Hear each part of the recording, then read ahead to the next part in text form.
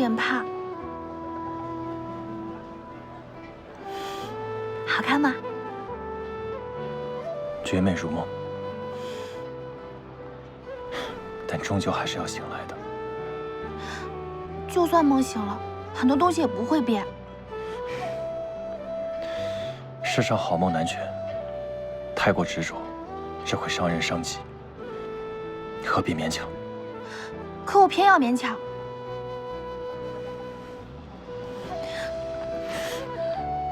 莫西，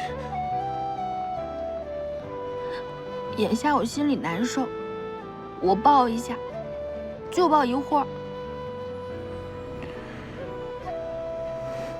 你是不是觉得我泼辣又难缠，很讨人厌？怎么会？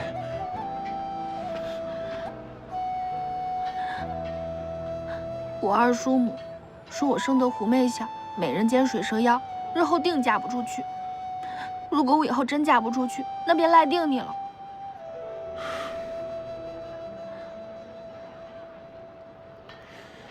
这次，多亏你全力助我出城，我铭记于心。从今往后，你与我便是亲妹妹一般。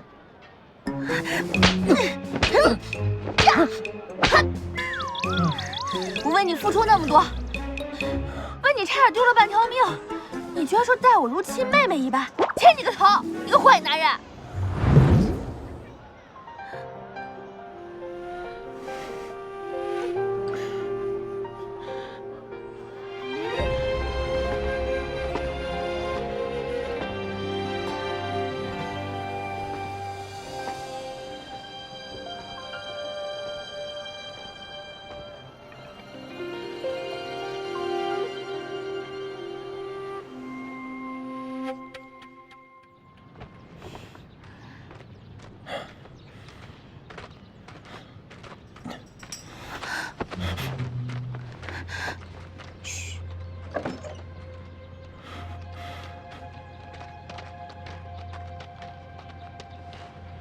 莫西小娘子，您昨儿又出去了，奴婢们很是担心。我独来独往惯了，你们不用管我。莫西小娘子，夫人怕您独自在外有什么闪失，特让奴婢们今后一直跟在您左右。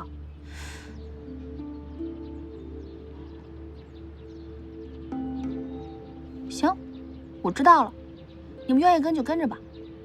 石头放这儿，你们走吧。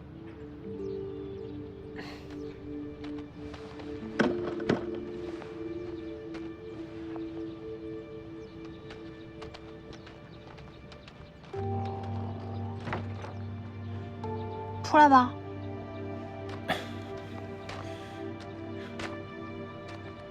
出来何事？他们二人肯定不是我二叔母的人，而是陈文德派来的奸细。为何？我二叔母现在以为我攀了高枝，气得都不想见我，怎么可能以为我要逃跑呢？所以现在盯着我的只有一个陈文德。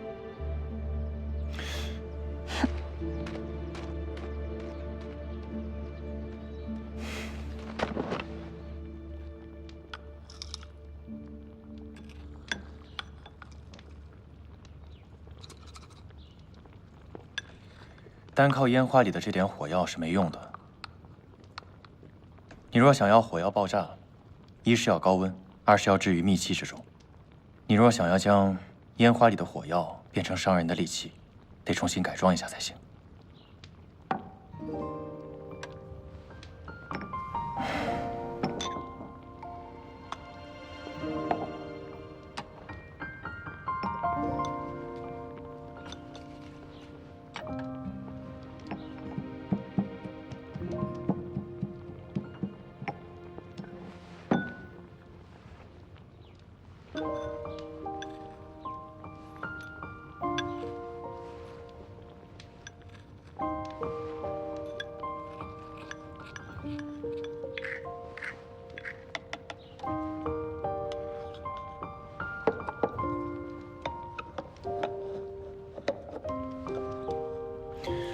你随我来。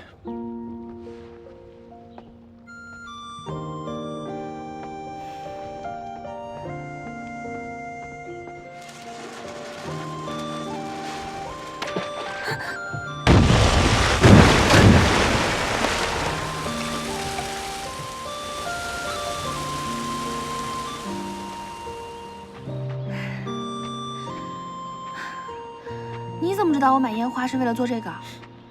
你也莫要小看了朝廷将士之能，龙香君擅造各种奇妙机关，对火药之用也是颇有心得。我曾与一个精通此道的兄弟那儿学了几招。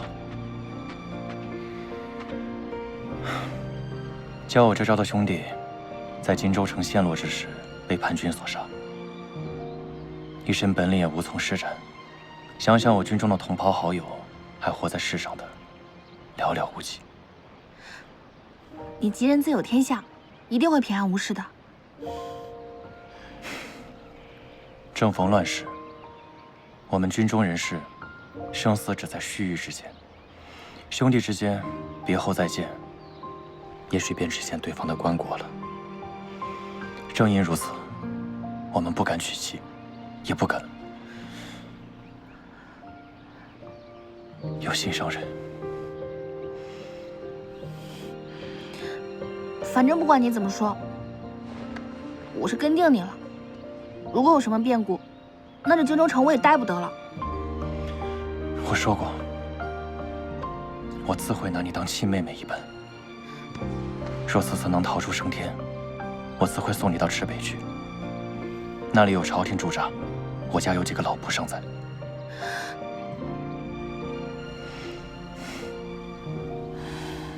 妹妹别妹妹吧，反正也不会变成亲生的，我等得起。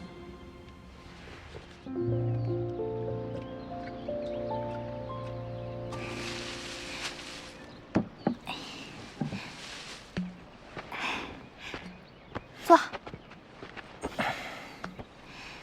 那这是。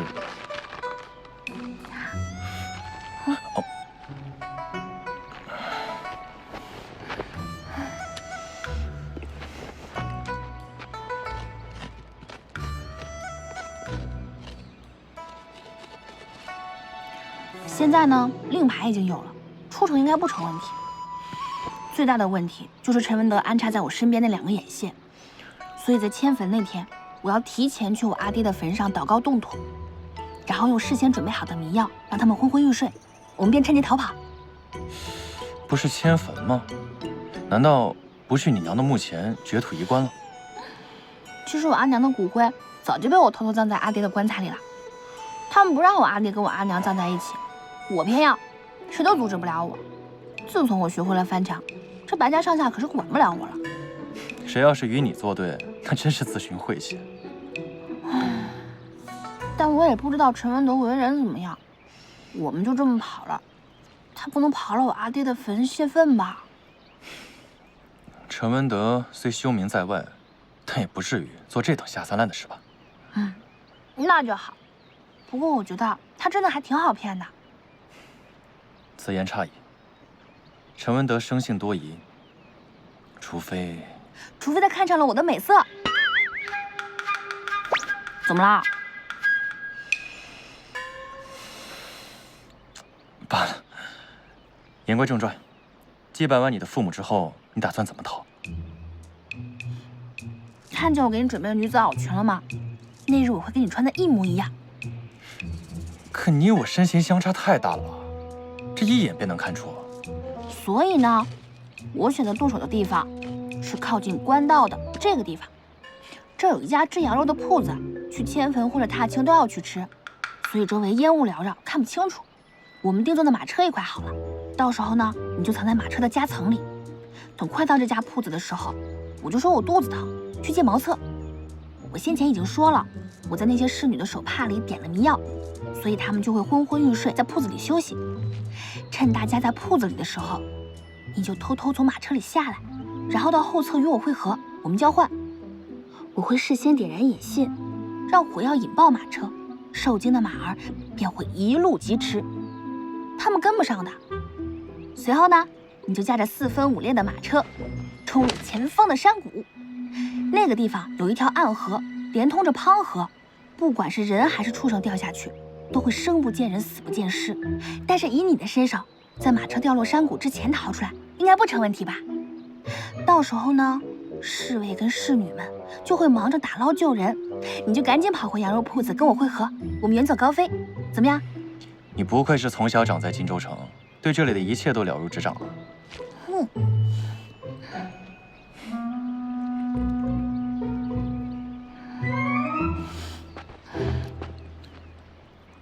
我猜你是担心你要穿女子袄裙是不是啊？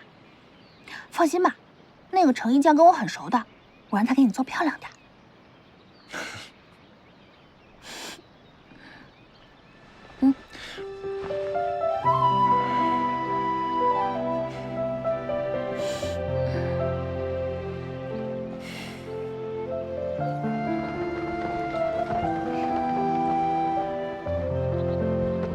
莫喜，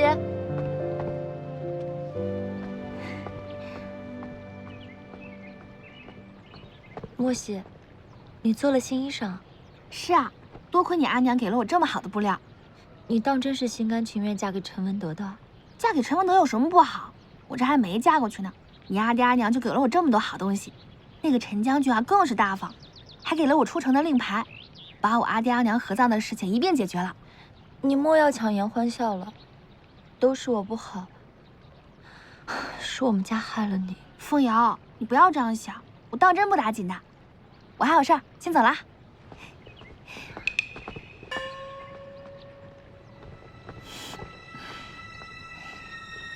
难道莫喜又有什么鬼主意？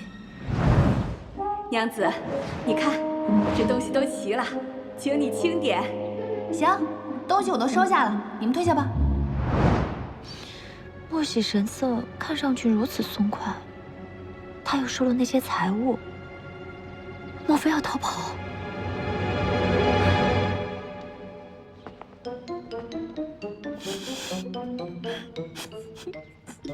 美人儿，倾国倾城的美人儿。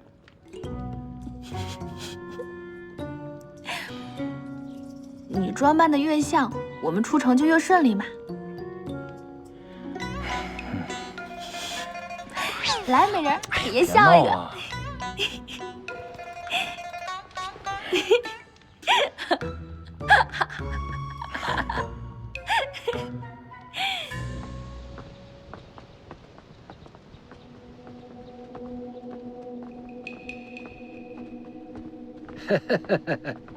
莫喜啊，一路平安，早去早回。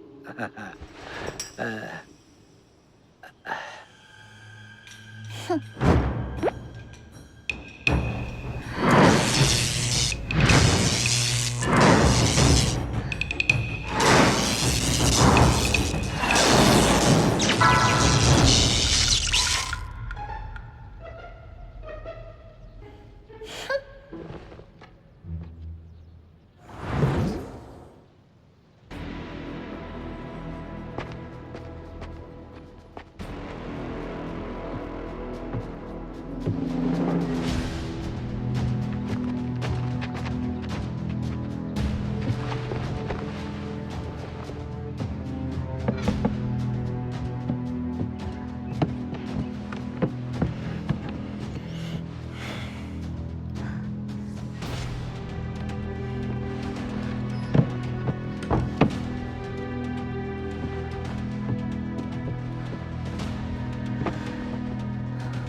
我们走吧。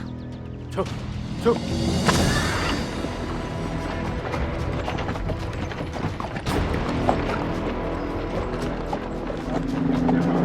走，走。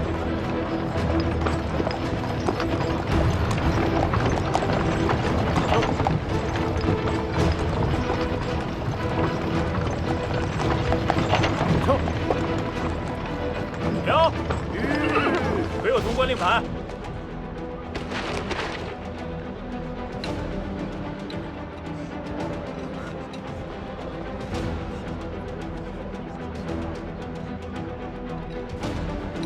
左小，走，走，走。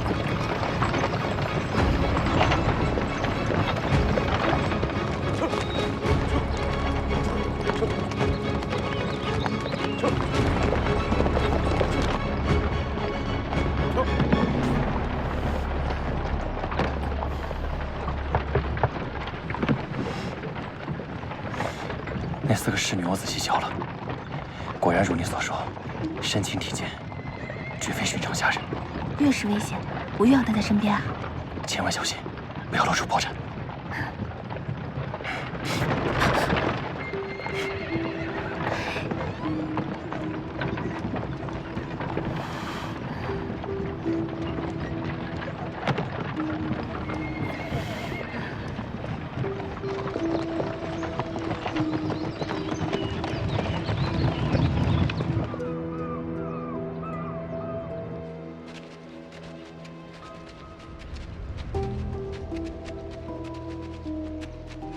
我想自个在我阿爹坟前说说话，你们先下去吧。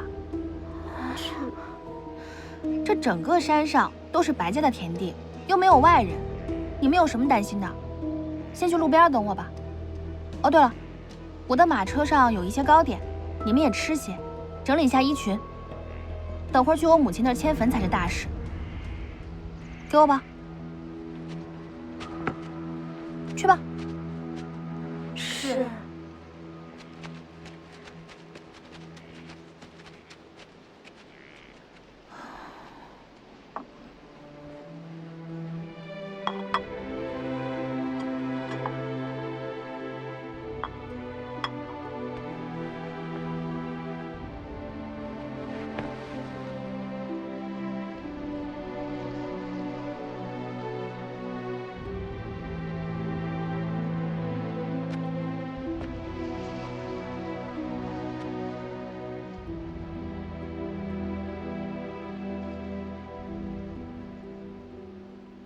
此处看来风水不错，你父母安葬于此，也没什么好忧心的了。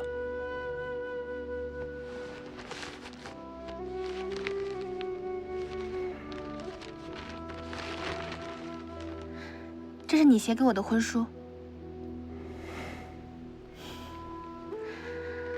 其实我要你写婚书，并不是想占你便宜，只是想拿到我阿爹阿娘的坟前给他们看一下。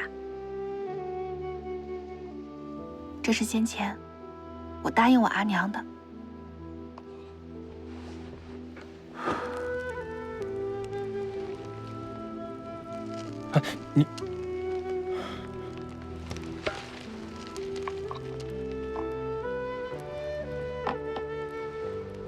你逼着我签了这婚书，难道就是拿来烧的吗？难不成你真以为我要用这婚书逼你娶我啊？这只是我阿娘的一点心愿。她出身青楼，我阿爹一直不敢把她娶进家门，所以她生前一直念叨着，一定要正儿八经的进人家的门，一定要有正式的婚书。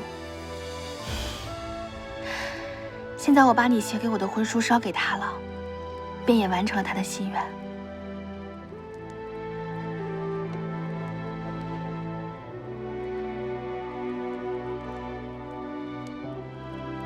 撤！这位娘子，多亏了我有出城的令牌，这车资我没多收你的。但是刚才出城的时候，那位军士多收了我半贯钱，您看。莫要多说，我再给你加些钱便是。再快些。好嘞，撤！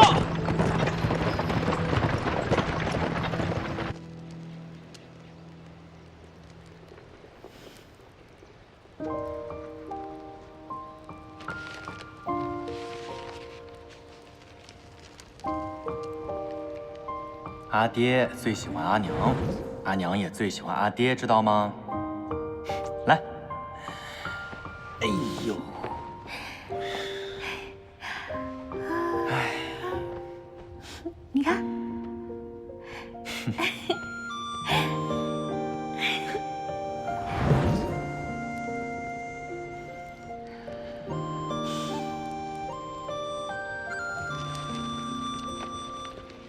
你在家一定是个孝顺儿子吧？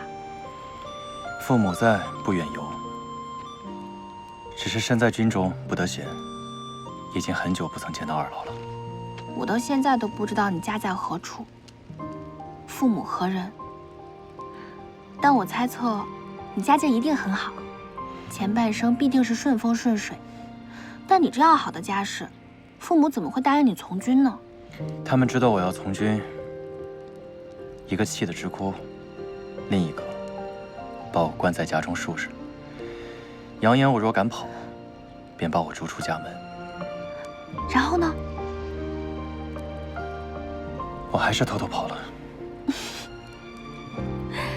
真没想到你这么老实的人，居然还能干出这种事儿。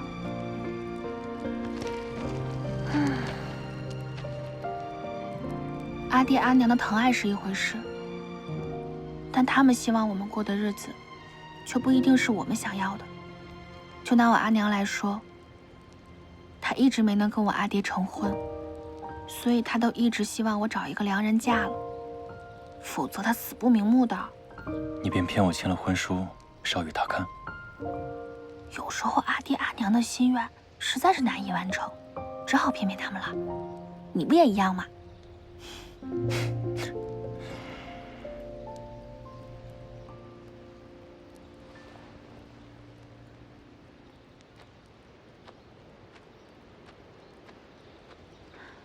时辰差不多了，我们该走了。我先拜别父母。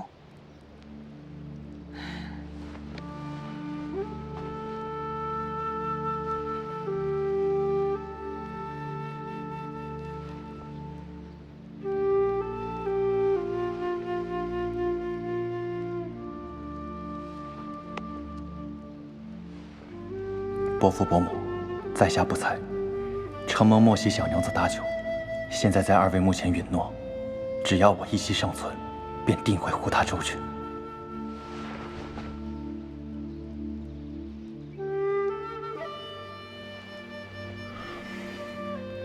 你跟我阿爹阿娘说了什么？你说了什么？能告诉我吗？不能。那我也不能说。你。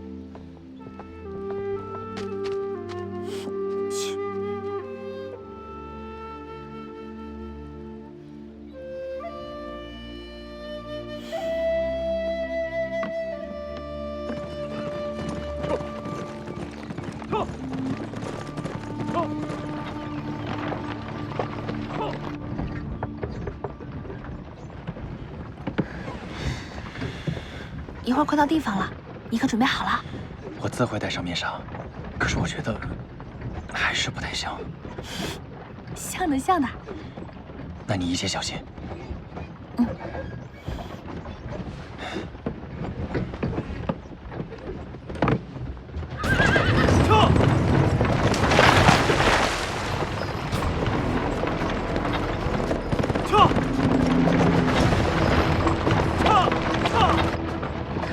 莫喜当真要逃走吗？他会不会被抓了？再快一些吧！不能再快了，山路颠簸，车会翻的。冲！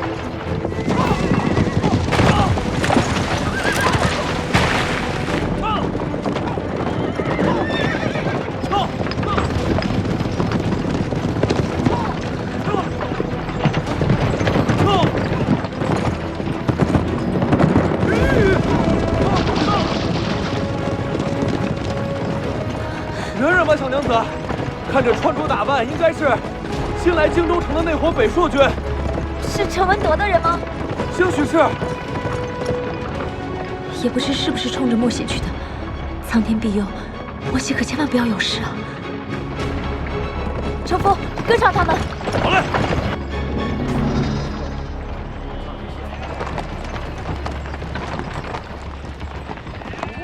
停车！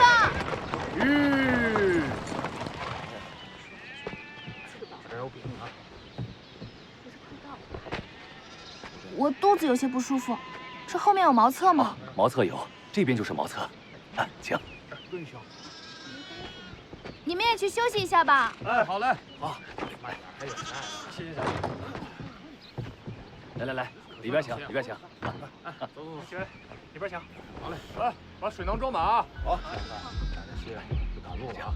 来，让他一会儿再给你。诸位，里边请，里边请。欢迎光临小店啊！来，有什么呀？赶紧来点。对，请。你稍等啊，要热乎的啊，快点啊，招呼起来。哎，好嘞。老板，快点上点吃的啊！诸位稍等啊，菜马上就上啊！稍等，上菜！来了，菜来嘞！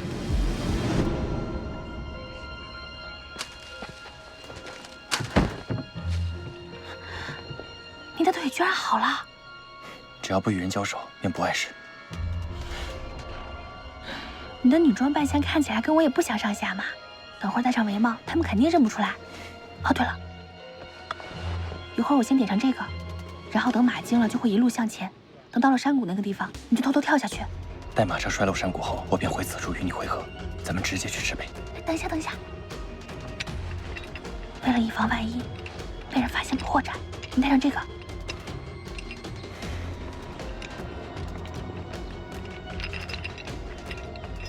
这个是陈文德给的出城令牌，这个玉牌是只有上了白家家谱的人才能拿到的。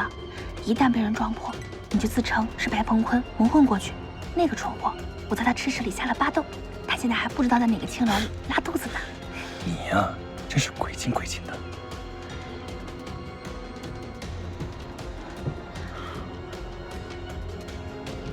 我走了，注意安全。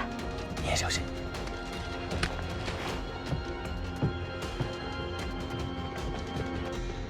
我好了，我先上车，你们休息好就出发吧。来，几位点的菜。好嘞。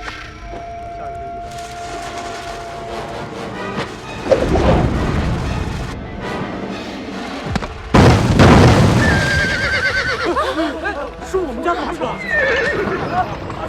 莫喜娘子，不好了！是我们家的马车！快上马！糟了，莫喜娘子还在马车上呢！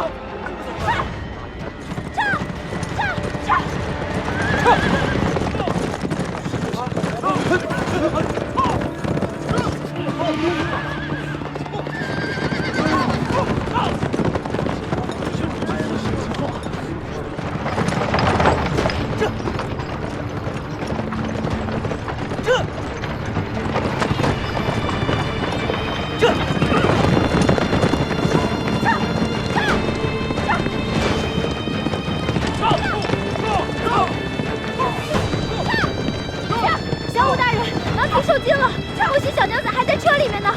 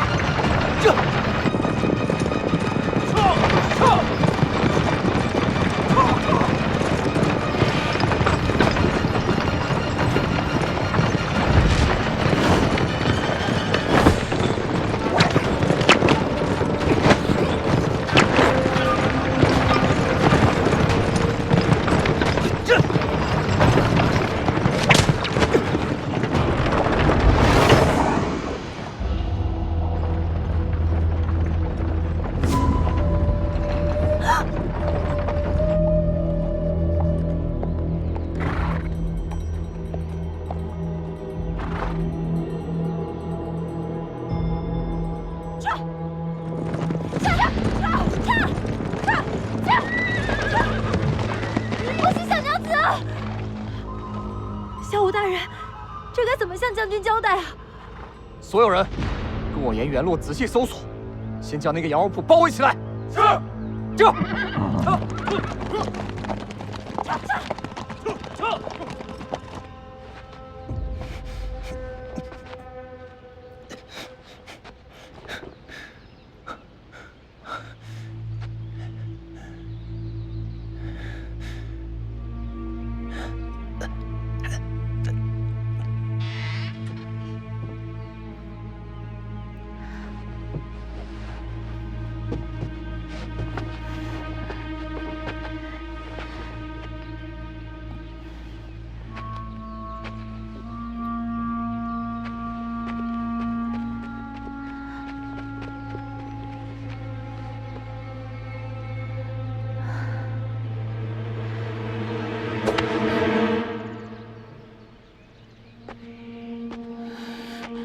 起来，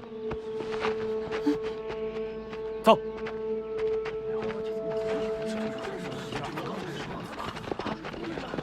进去，别看了，进去。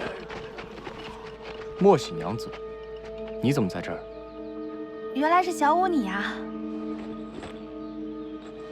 说吧，方才随马车掉下悬崖的人是谁？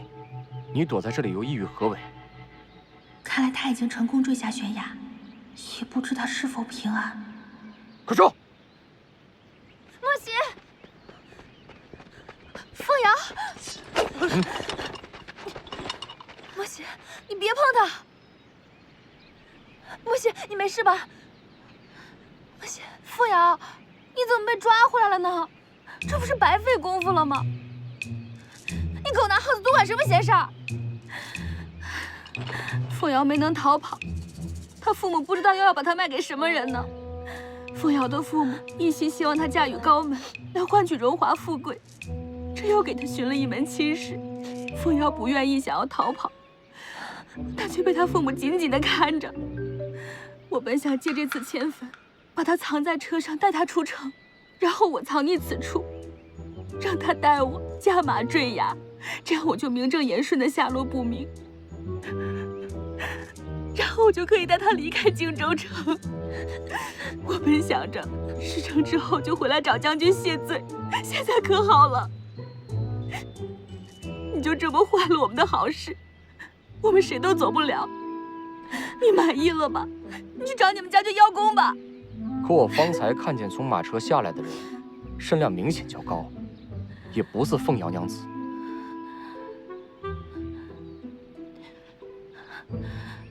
凤瑶这么一个文弱女子，怎么会驾马车呢？那自然是我聘请的车夫，我还多给了她1贯钱，让她穿上女装，就是为了固步一阵。是啊，车夫是个好车夫，在马惊了之后，还把我丢下马车，对人了自己。都是因为你们的追赶，害得车夫命丧悬崖之下。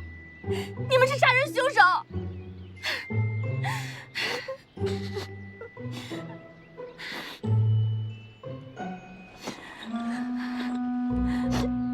莫邪，我怎么办？莫邪，你们先回去吧，我们会尽力派人打捞的。我的命好苦。好了好了。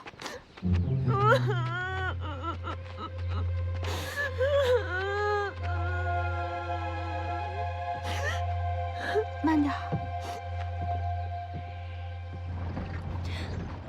莫邪，你这是……嘘，我们回城。你怎么来了？我以为你要逃婚，故而……你不是自己一个人来的吧？送你来的车夫呢？他会不会拆穿我们？放心吧，那车夫看到叛军将此处围住了，丢下我就回城了，想必不敢说3道4。那就好，天助我也。你又闯什么祸了？怎么又闹得这么大？反正你就别问了，只要有人问起来，你就按照我们刚才那套说辞说。嗯。但我要是说我为了逃婚离家出走，阿爹阿娘知道了，非得重罚我不可。凤瑶，你就当我求求你了，那人对我来说很重要。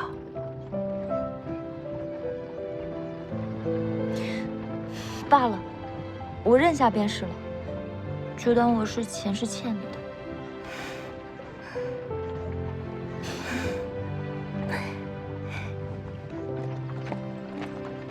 玉，下来。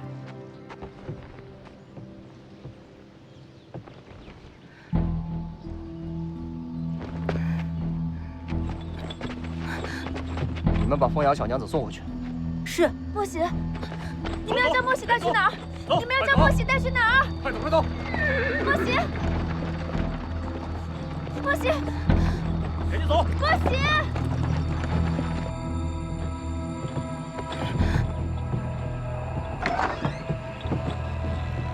进去。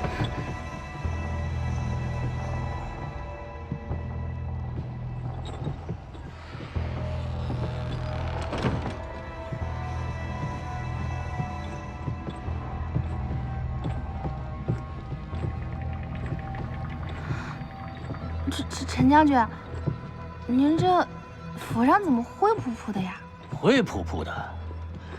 哎呀，本将军又不贪，如何让这儿金碧辉煌啊？哎呦，这怎么都坏了？您如今掌管着荆州城，怎么也不修缮好呢？修它做什么？刚好啊，时时刻刻提醒着我，不可有非分之想，不能忘了报国之志。原来您不是乱臣贼子啊！我当然不是了，你敢污蔑我？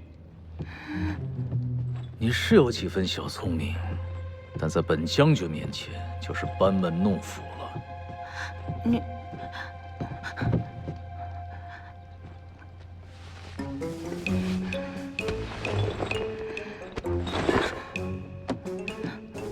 您怎么知道我骗您的？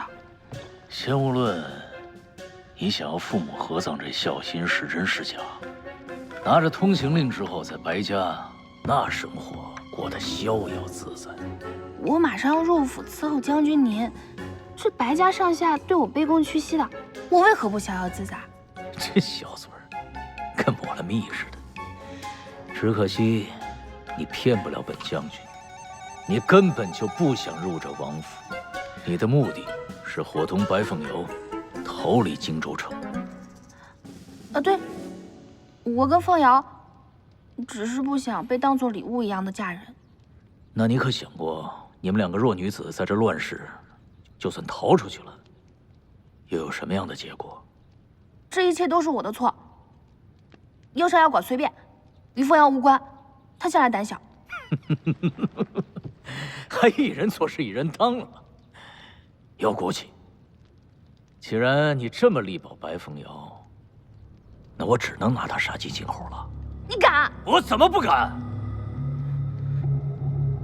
自本将军这儿有个规矩，谁有错，都得罚。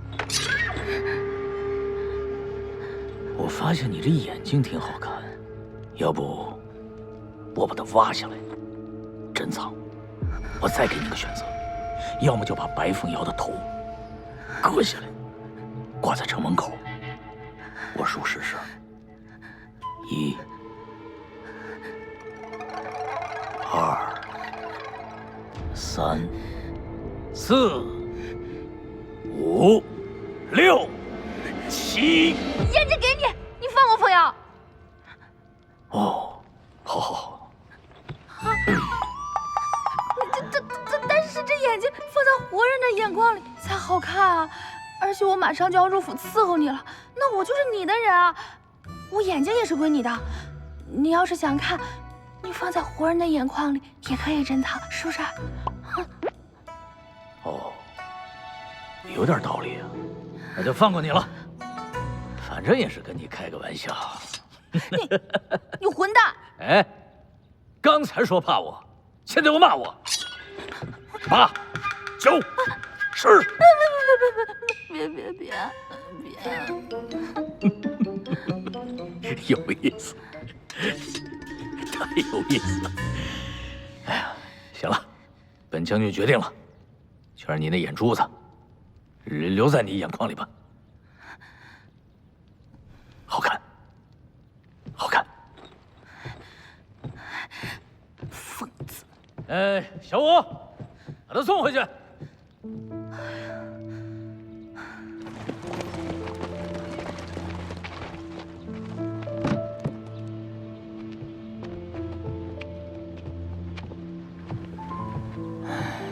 本以为再也不会回来了。莫喜小娘子，将军对你不错，下次不要再做错事惹怒他了。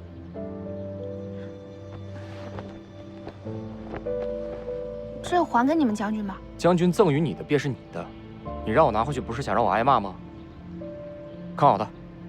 是。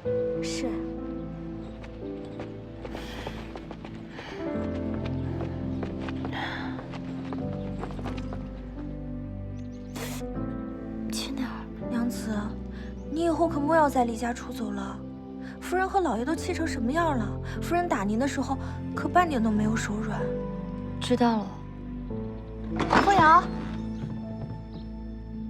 莫喜，谁打的你啊？夫人听说娘子与您一同偷跑出去，大发雷霆，娘子被行了家法。莫喜小娘子，就是您连累了我们家娘子。春雪，你先下去吧。是。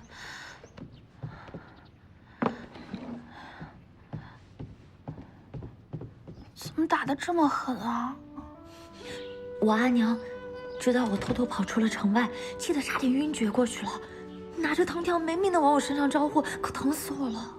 都是我不好，这事跟你一点关系都没有，是我连累了你。哎呀，没事儿，我阿娘下手虽然狠，但是她气一气便也过去了。倒是你这件事儿要让陈将军知道，可是要掉脑袋的。我还不曾问过你呢，那马车上是何人？好啊你现在连我也瞒着了，该不会是男人吧？邓真，我也是偶然遇到的，他是朝廷的人。荆州城被叛军所据，他还敢私自潜入，看来定是胆识不凡。长相如何？家境如何？可有婚配？哎呀，好啊你现在真的是翅膀长硬了，这件事情瞒得我是滴水不漏。看来你也未曾在心中真的把我当姐妹吧？好痛！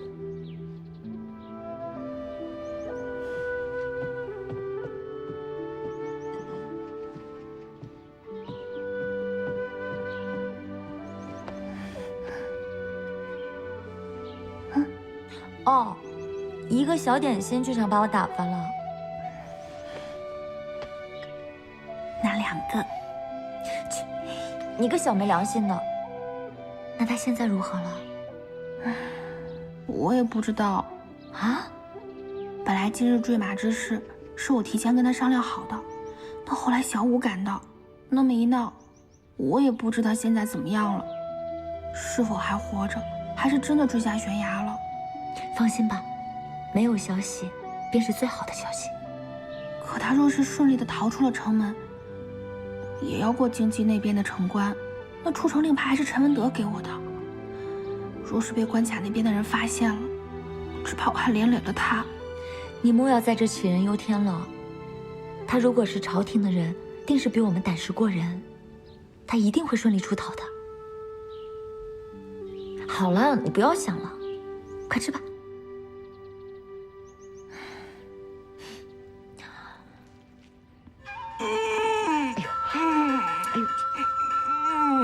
别憋着啊！有了！哎呦，那快去！别！好，不碰。哎呦，这孩子他常去秦楼楚馆，不知道吃什么阿杂东西，上吐下泻的。哎呦，不行，给他找个大夫去吧。不行，听说那种不干净的地方常有花柳之病。他这个症状要是传扬出去，人家一定以为他是得了。哎呀，肯定是名声扫地，到时候还怎么相亲呢？这个如何是好？你说，哎呀，我已经派人去抓药了。对，就说他出城去探亲去了。阿娘，哎，倒是把药给我吃啊！还没回来呢。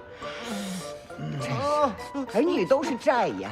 你看凤瑶，平常最让咱们省心的，这回闹出这么大的篓子来了。还不是莫喜那个丫头怂恿的。哎呦，啊，不碰，你一碰就出了。你进去把窗户开开，要不然这屋里能着火。你说，莫喜他真是随着他亲娘，都上不了台面，还带坏了凤瑶。哎，我的心脏忽然，要不陈将军看上他了，我定要好好给他点颜色瞧瞧。今后呢，你们服侍莫喜娘子的时候，都要机灵点儿。她若是再有什么不妥，夫人可说了，你们个个啊都要拖出去重打40。是。莫喜娘子，您呢，算是陈将军的人了。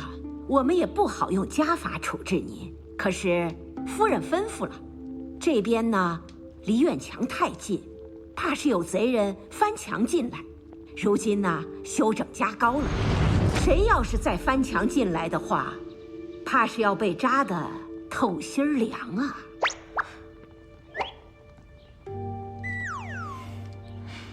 听说大哥身子不适，好些了吗？莫喜娘子，你可别听信传言啊！大郎君出城探亲去了，过一阵子就回来了。身子爽利的再好不过了。那是。走吧。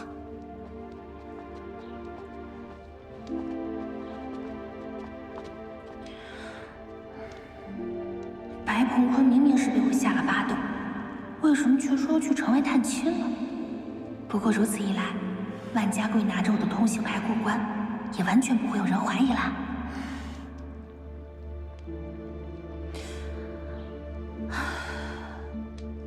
不让我翻墙还看着我，让不让人活了？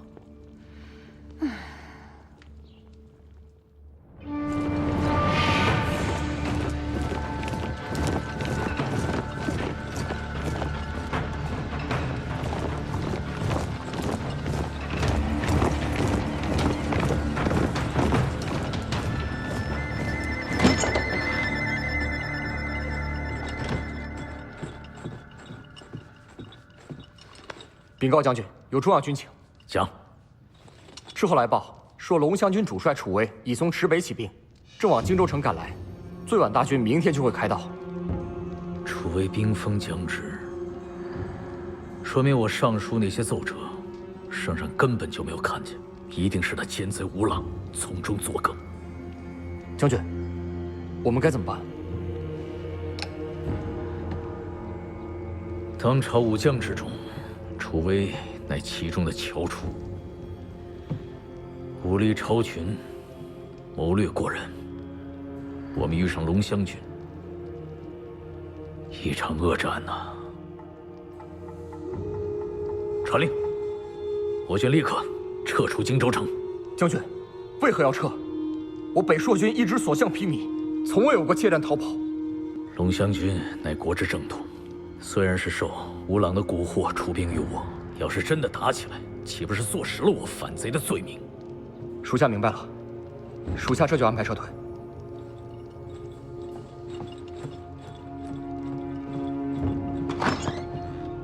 吴郎，我会回来的。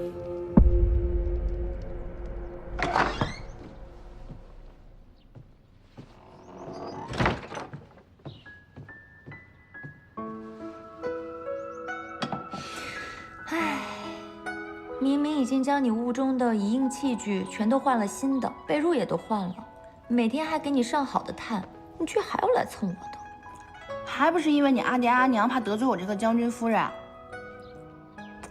要是给我动病了，陈功德会找他们麻烦的。再说了，你们家养猪，给它吃得饱饱的，是为了猪好吗？那是为了吃肉。我是阿爹阿娘的亲生女儿，他们不也想着找个好人家把我嫁了，为的就是有权有钱，想要给大哥注意。难道亲生女儿对于他们来说也是外人吗？那白鹏坤除了是个男的，连跟你提鞋都不配。对了，你那书院当真不去了吗？阿娘一直跟我说让我不要去了，我好说歹说软磨硬缠的，阿娘终于同意了。可不成想，突然战乱了，女学全部搬迁了，先生们也搬到阜南了。战乱？嗯，是哪里有打仗了？你不知道啊？现在已经传得沸沸扬扬了。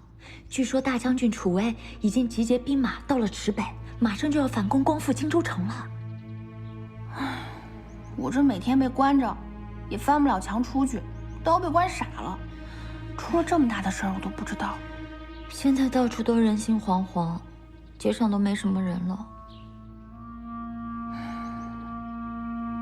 也不知道他现下怎么样了。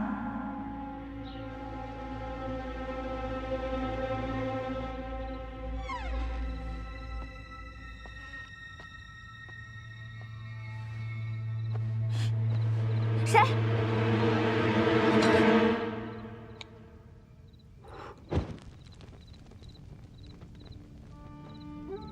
是你？这深更半夜的，你来我屋里做什么？若是我离开荆州城，你愿不愿意跟我一起走？你要离开荆州城？跟我一起走吧，白家不值得你留恋。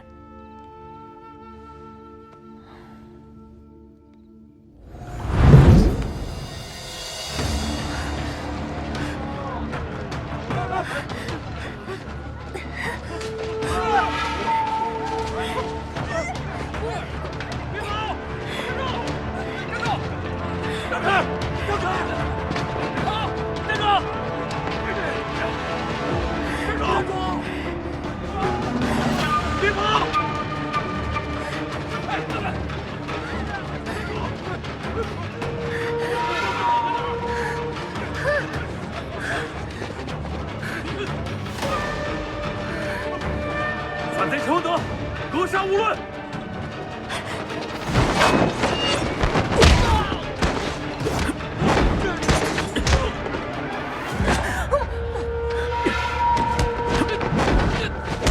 住手！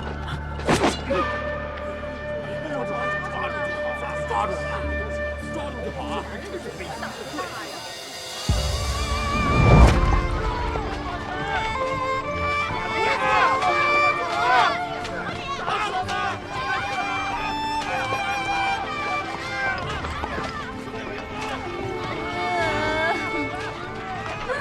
我也太惨了吧！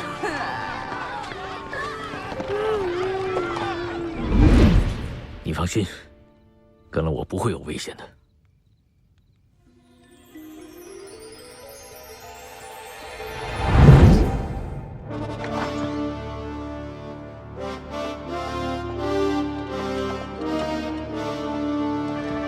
母喜，以后你就是皇后了，朕的江山都是你的。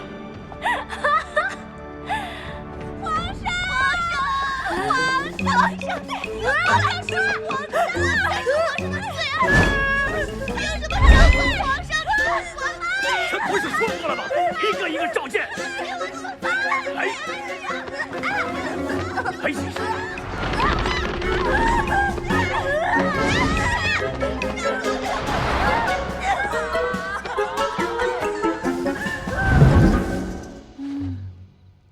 为何呀？我有点怕你。怕我？是因为我凶名远扬？虽然你凶名远扬，但你从未对我怎样。那怕我什么呀？我在你面前，不敢耍赖，不敢骗你，不敢大声骂你，甚至连捉弄你都不敢。这样的日子过得也太无聊了。哎呀，我被人骂过狼子野心，被人说是个屠夫，这还头一回有人嫌我无趣。你个小娘子，这男女之情啊，你还懵懂得很呢。行吧，那就有缘再见吧。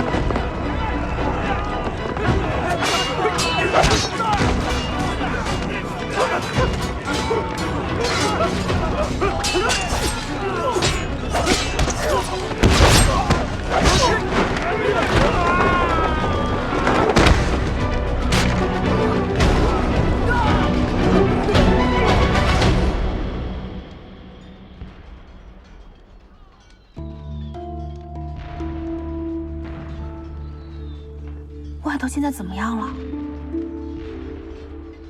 阿娘现在连门都不让我出，昨天连夜把正门也给封上了，生怕有人趁机过来劫掠。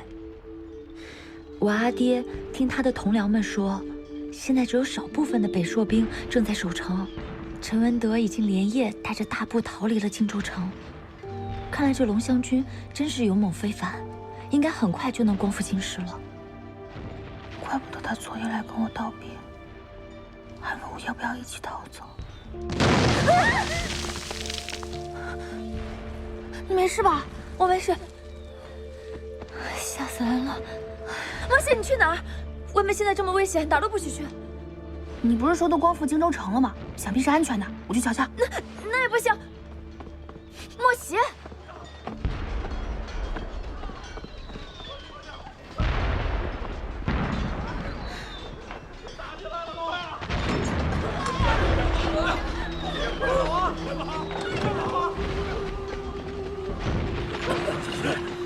走，快！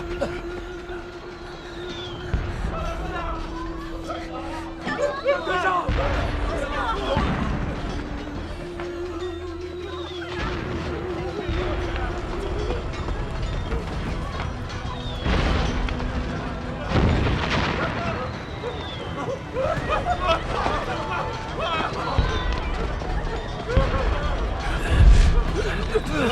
快！躲点！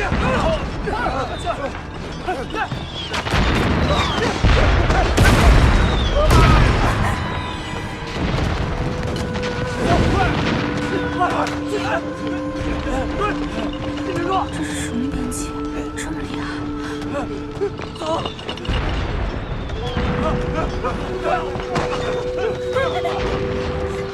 莫西！快，前面！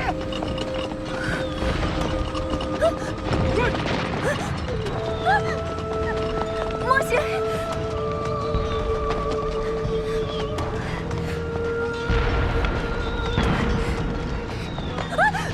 你怎么跟出来了？莫西，我不放心你。瞎扯呢，受伤没有？没有。走。龙湘军进城了，荆州城光复了！龙湘军进城了，荆州城光复了！龙湘军进城了，荆州城光复了！龙湘军进城了，荆州城光复了！安平元年秋，大将楚威率龙湘军光复荆州城，圣上携文武群臣重返京师。龙湘军来了，看来荆州城终于要太平了。太好了！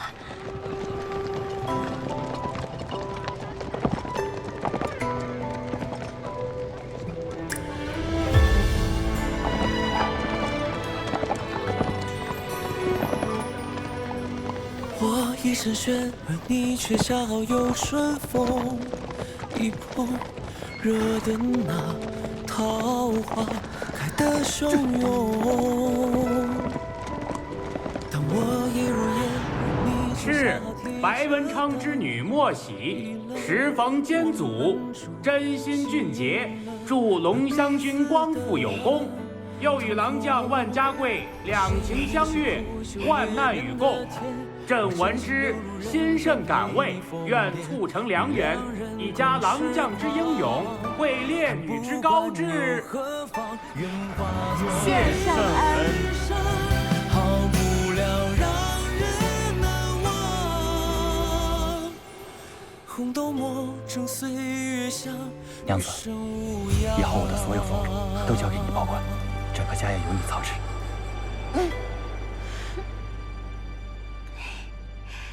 你们两个在那干什么呢？我们想沾沾夫人的喜气。哎呦，现在知道叫我夫人了，之前想什么啦？你们两个势利眼，别动！本来呢，你们两个应该是被大卸8块的，但是看在凤瑶的面子上，放过你们。从今往后，就好好伺候我吧。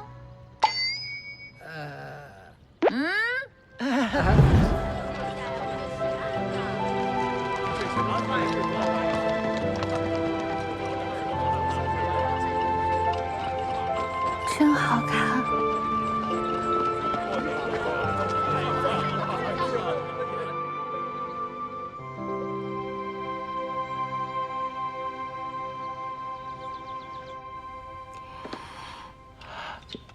上月花销怎么那么多啊？因为王师光复京城，所以啊，官府上门收捐。说，我们家老爷好歹也是官绅，这收捐也收不到咱们头上啊。哎，哟，老爷，怎么了，老爷？等会儿，出去！快出去！老爷，怎么回事？岂有此理！伤心别狂啊！好，我先喝口水。好，你先别生气啊，慢慢说，慢慢说。那吴郎啊，那吴郎他就是槟榔，你知道吗？啊，他和圣上回京，我听说了要去探望他啊，可他却说我是和叛军勾结，罢了我的官呐，还让我在家戴罪，混账东西！哎呦，这怎么会这样呢？你不过是个闲官，这叛军在荆州的时候，你也并没有出谋划策啊。说什么勾结叛军，轮也轮不到你啊！还不是因为那个莫喜，他说我勾结叛军，把亲侄女嫁给他，而且说我和他交情是深。哎呀，这更是胡说八道！莫喜那丫头，她亲娘是贱籍。我们不过是可怜他才收留他。再说了，那陈文德看上他，跟咱们有什么相干？哎呀，上回你说要把他和他娘写入家谱，这事儿你办了吗？等你想起来，什么都晚了。陈文德一出京，我就把家谱给改回来了。哎呦，聪明啊！快！把家谱拿去给吴相看，还咱们家一个清白。莫喜呢？哎呀，放心吧，我会找人看着他的。真要是出事了，还有他挡着呢啊！饶不了的。你慢慢说啊，别急，别说。去。哼，跟我们有什么相干呢？真是的。夫人，哪来的信件？啊，门房才刚收的，说是从池北寄来的。白家在池北是有几个亲戚？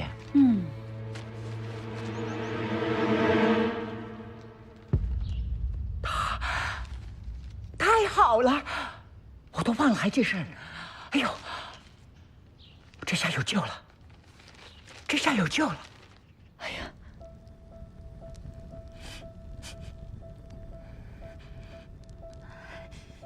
莫喜，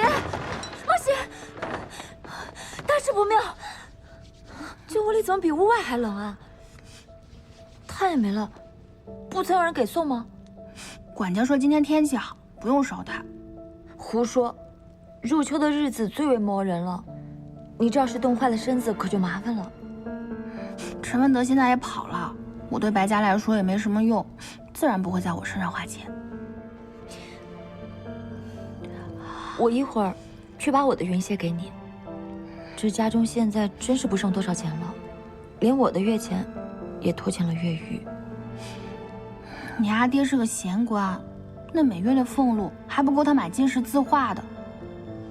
白家现在坐吃山空，日子自然是不好过。但即便这样，那白鹏坤还是不知收敛，每日花天酒地。哎，对了，你刚才着急忙慌的跑进来，什么事儿啊？对了，我阿娘跟我说，我有一门娃娃亲，那家人马上便来拜访。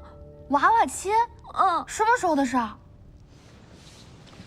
手脚都给我麻利点啊！哎，知道了。今日有贵客上门，必须得齐齐整整，可不能让人看了笑话。都听明白了吗？明白了。听说是凤瑶小娘子的亲家翁、亲家母要来，这从前可不曾听说呀。昨儿才来的戏，错不了，真的。哎，干活。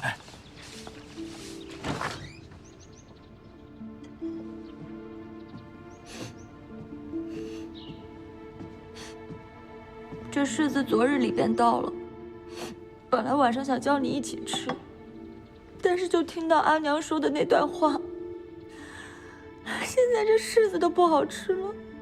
那你当真要嫁吗？娃娃亲，说是在池北的童家之好，小时候在宴席上便定下了这门娃娃亲。那人相貌、家境如何？阿娘说，他家境颇为富足，还在军中任职，这次光复荆州城还立下了战功。那不挺好的吗？你哭什么？但那人的长相，阿爹说，因为时隔多年，模模糊糊的，只记得他的父亲说只有这么高啊，说长得像冬瓜。那你阿爹记性一向不好，兴许他长得像他阿娘呢。他阿娘与我阿娘在出阁前便是手帕交，我阿娘说还不如他爹呢。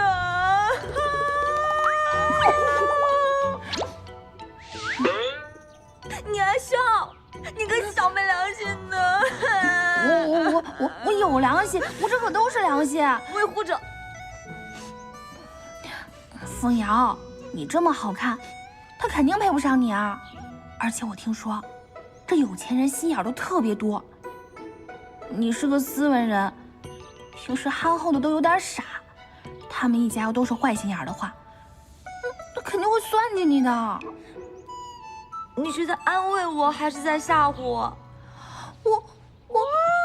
娘子，夫人叫您去前头一趟有事，听说是那家又来信了，信里还附了一张郎君少年时的画像。是吗？为何这般快啊？听说他们一家子都搬来荆州城了，住的离我们不远。走，去看看。走，莫行。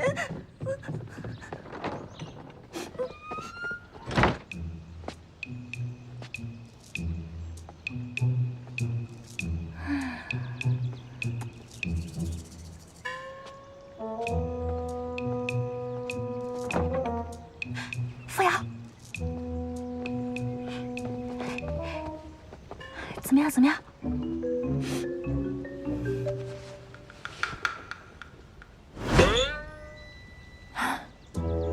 这画的这么模糊，也看不出什么呀。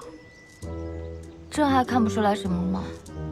这大脸蛋子，很宽的，活脱脱就是个……那你怎么办啊？我若是个男子，早就去建功立业去了，用得着嫁与他吗？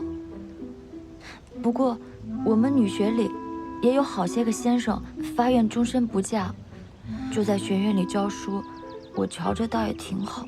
你阿娘不会同意的。明日那家人便来，到时候我装作侍女去送茶，然后好好看看那人到底长什么样子。如果真如你所说，我就想办法把他恶心走。如果恶心不走的话，那我就半夜去他的院子里宰了他。莫邪，凤瑶，你别管了，上次那么大的事情你都替我担了，我为你做什么都是应该的。那你下手轻点。那个放在主位上，你放错了。哎，是。快点！哎，快！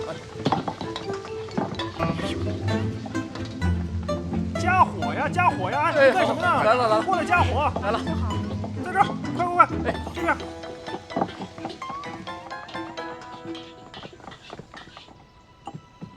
家贵啊，可是在龙香军中。正是，哎，咱们家这小子当年背着我们偷偷离家，隐瞒了家事，投了龙香军的。哎呦，宁愿做个小卒子受罪。哎，对了，前几日收了那个叫什么左郎将，对，只不过五品罢了。哎呀，这孩子真是年轻有为，看仪表堂堂啊！哎呀，年纪轻轻就带兵打仗，都5品了。你再看我们家这位，整天游手好闲的。阿爹，你也才6品而已。啥？他说啥？啥？没事。他说啥？没事。啊？他说6品，比你儿子低1品。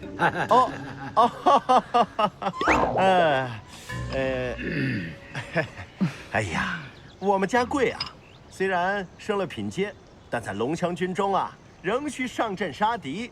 我们呀，就是放心不下，所以便从池北赶来荆州。今日过府啊，也就是想让你们相认一下。儿子很好，耳背不遗传吧？啊，他耳朵好着呢。没有。亲家翁啊，真是太自谦了。嘉贵这样的品貌才华，多少人抢着他做乘龙快婿呢。快来尝尝我们荆州厨子的手艺，刚刚出炉的点心，不是什么名贵的，只是吃个热乎。好，小吃，趁热吃啊。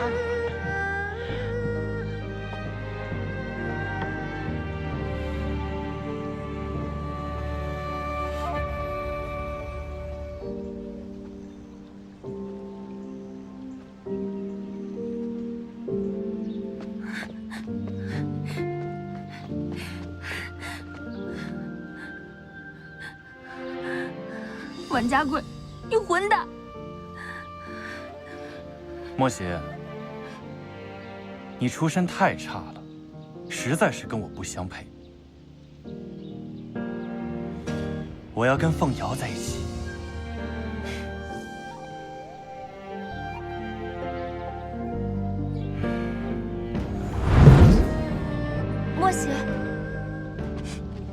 莫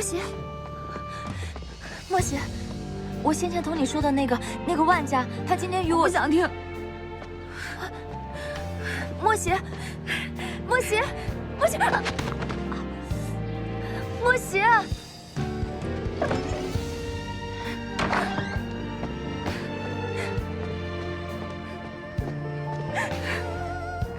骗子，混蛋！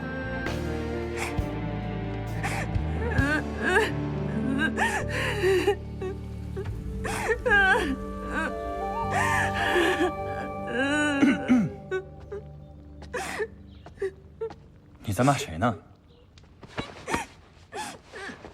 你还有脸来？你这是怎么了？你这个骗子！你明明跟凤瑶定了娃娃亲，为何不一早告诉我？你是为了这个生气啊？这个事儿我也是后来才知道的。我今日来啊，是为了退掉这门亲事的。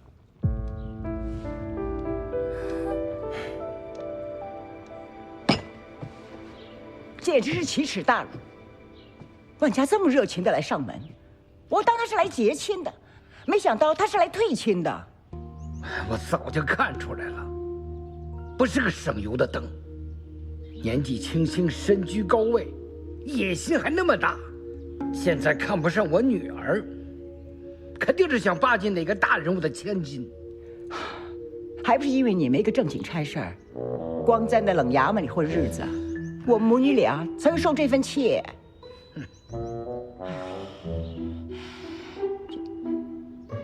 虽然是娃娃亲，那可是万家主动提起的。现在他又来退亲，按理说，他们该赔双倍聘礼才对。哎，不要！我白家好歹是名门望族，怎么能贪婪别人的钱财？哼，我也想要几分名门风骨来着。可咱们家自从被罚没了之后，元气大伤。你们父子俩开销依旧，你们当我是能招财呀，还是能进宝啊？这事儿就这么办，我修书一封，送去万家，先责备他们一番，然后再来提赔礼之事。我只担心我女儿被退了亲，名誉受损。啊，是啊。哎呀，凤瑶这回呀，真是无端端的惹了一身不是。那你刚才所说聘礼之事，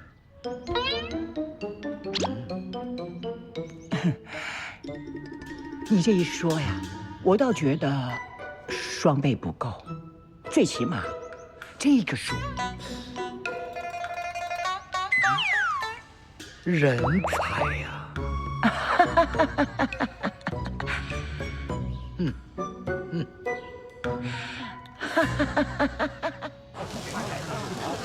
羊肉串喽！你来抓我呀！狗先卖的羊肉串。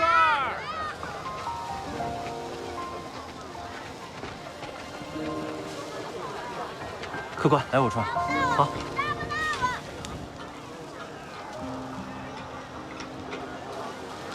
你拿好了啊？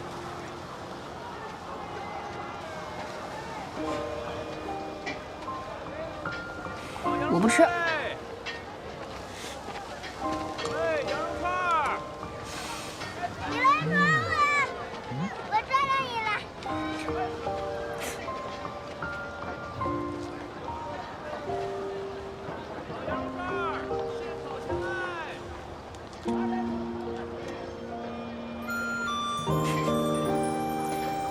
你敢笑我吃相难看？我笑你吃的香甜。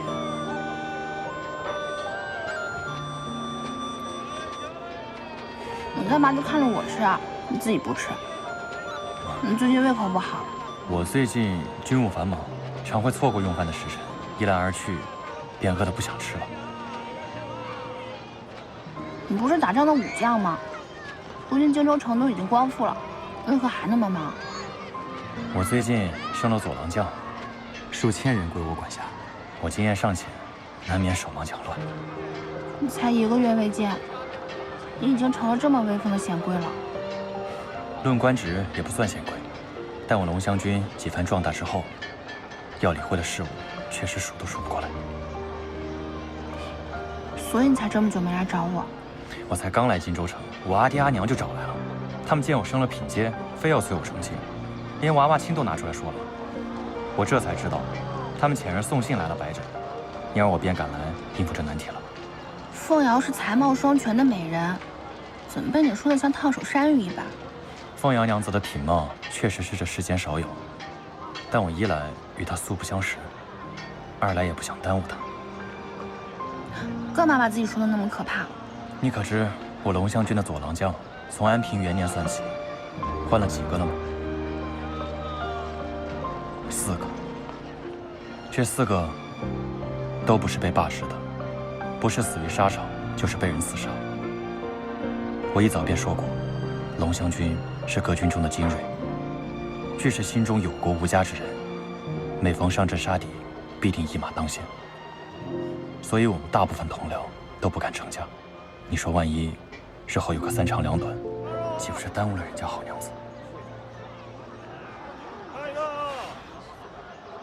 你这话里话外的意思，我听清楚，只是不知你这话是对我说的，还是对凤瑶说的。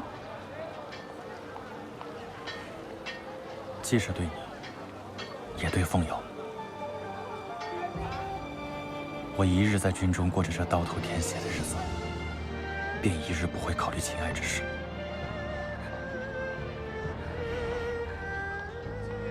这话我听明白了，用那些文词来说，就是什么天下未扫，安能为家，可真是伟大的。但是万家贵，你欠我的，你要用什么还？你现在跟我说什么不能考虑情爱之事，你这个没有良心的混账！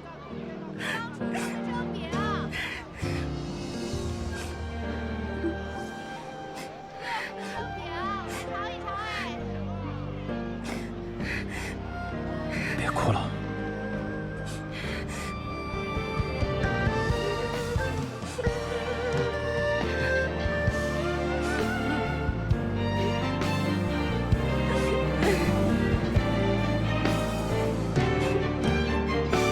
莫喜，大庭广众，如此不妥。我不管，反正也没有人认识我。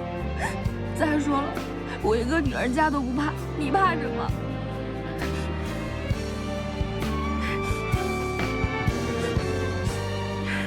我可告诉你，我是你的救命恩人。你若是再敢不辞而别，我就去龙翔军找你们的主帅评评理。我送你回去吧。我不去，我要你亲口答应我。不是都说什么一言既出，驷马难追吗？我要你亲口说，我就信你。若是没有要紧的军务，我会歇息一阵，整理一下内务。这段时间，我都会在荆州城。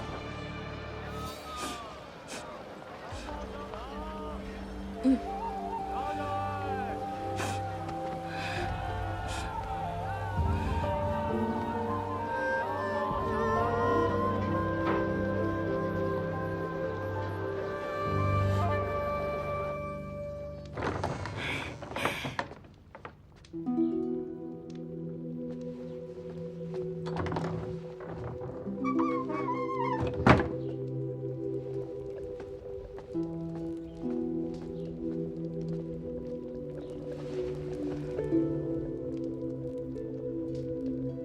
我今日来啊，是为了退掉这门亲事的。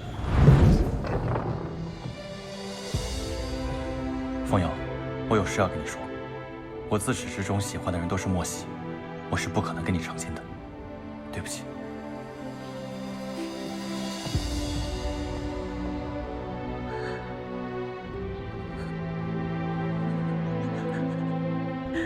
苍天啊！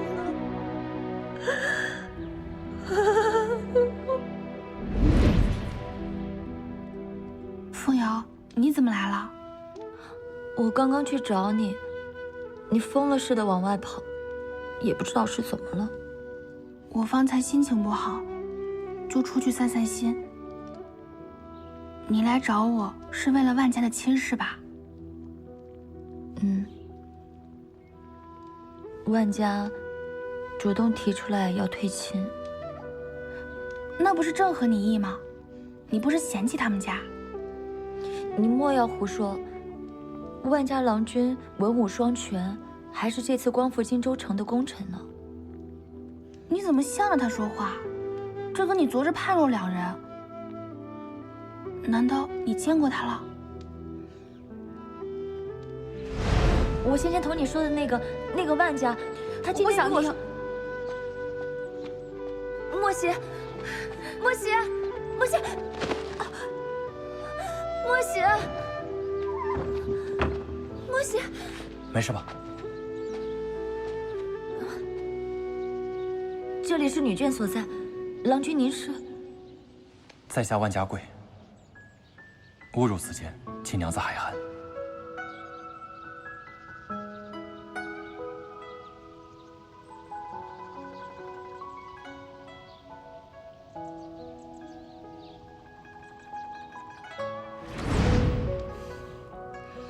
匆匆一面而已。莫非万家贵在找我之前，先碰到了凤瑶？凤瑶，你不会看上他了吧？那怎么可能？才见过一面呢。但你方才夸他文武双全，还说他立了功。那世间满足这两样的男子多了去了，我每个都要看上呀。哎呀，不说了，不说了。反正这门亲事现在已经退了，说这些也没有意义了。还好还好，老天保佑，他没有喜欢上他。凤瑶啊凤瑶，在这个世上，什么东西我都可以让给你，唯有万家贵这个人，我不能让。好可惜，我和这样优异的男子，注定无缘了。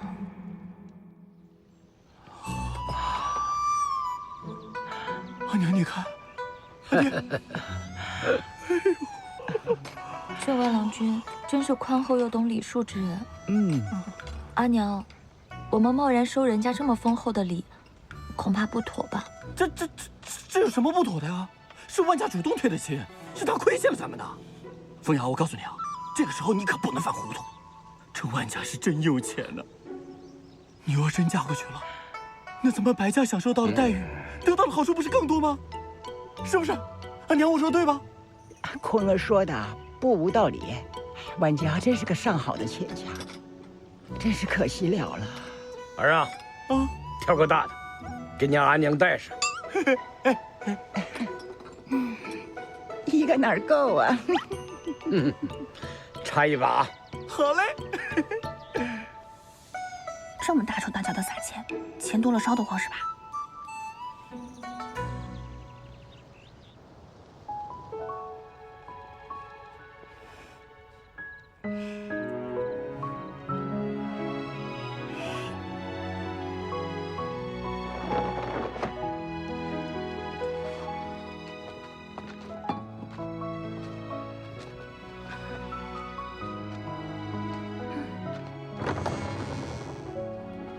你来啦！论理说应该白天来接你的，孤男寡女，夜深时分做事不便。你白天要处理公务，我肯定不会拖你后腿啊。我们走。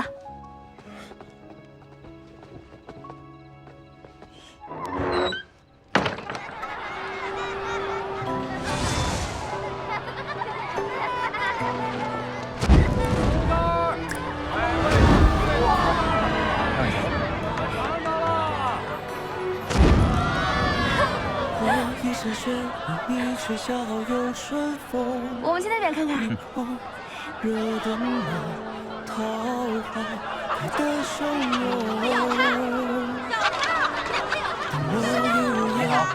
借过一下。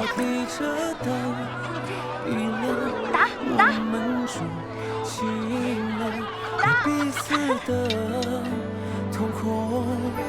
我心有灵犀，苦酒也变得甜。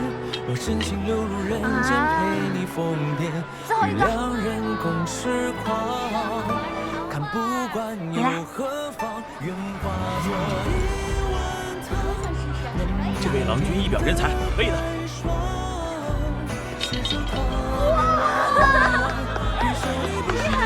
奖励你胶囊一个，送给你。两位，新鲜出炉的酥干尝一下，尝尝，美味酥脆。好吃。来，您拿好。谢谢店家。哎，不客气，慢走啊。来。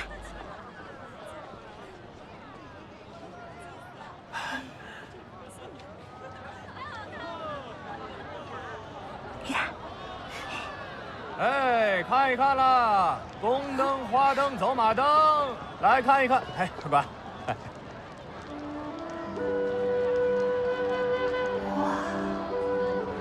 老板，哎，这灯怎么卖啊？哎，小娘子，这个灯是不卖的，这是我们这条街的镇街之宝啊！这有什么说法吗？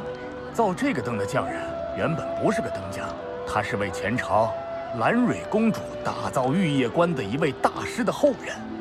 宫变流落到民间之后呢，他便用自己积蓄的金银和玉石下脚料打造了这个灯，已经挂到我这10多年了。您若是真想要啊，您看着这个象征祈福的铜铃了吗？您只要把它挂到万宝德的飞檐上，这个灯您就可以带走了。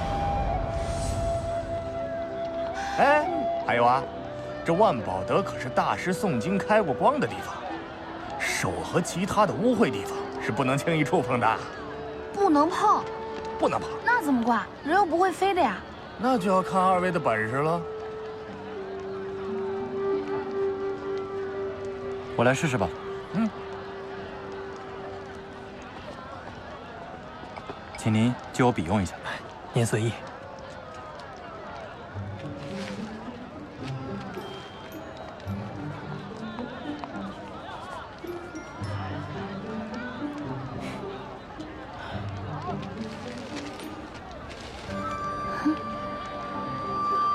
来看一看，宫灯、花灯、走马灯。哎，小伙计，哎，麻烦你按这个地址送过去，他们看完信后会把东西给你。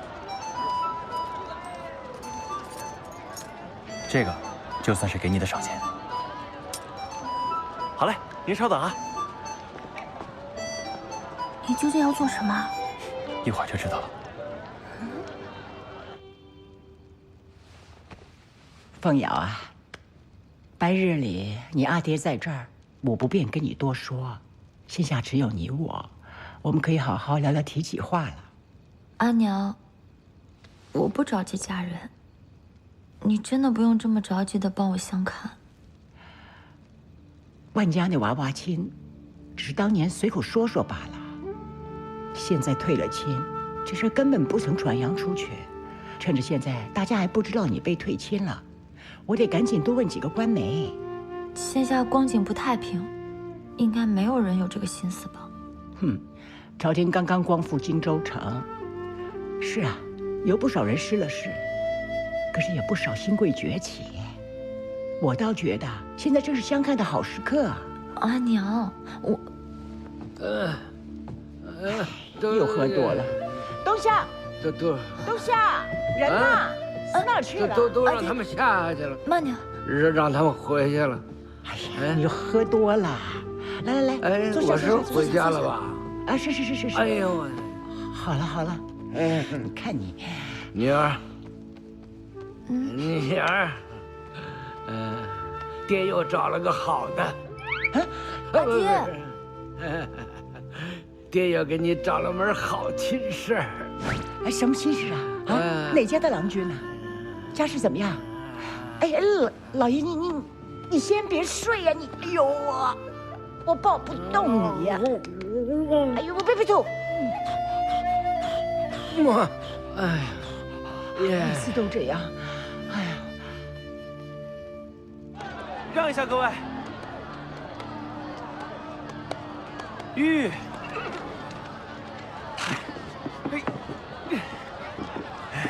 您府上差我把这个给您送过来，然后要给了我半贯钱。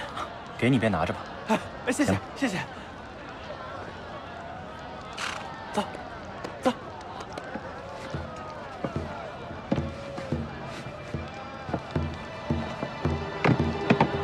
嚯，这位郎君，您可是想用这铁弓把铜铃给射上去？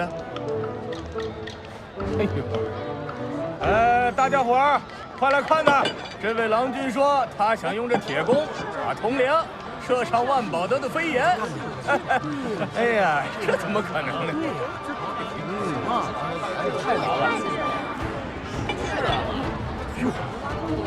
这铁弓本身就需极强的力量才能拉开，如今还加了个绳子，这能行吗？也只是试试罢了。多少年没有人穿这个弓。这么远，能射得准吗？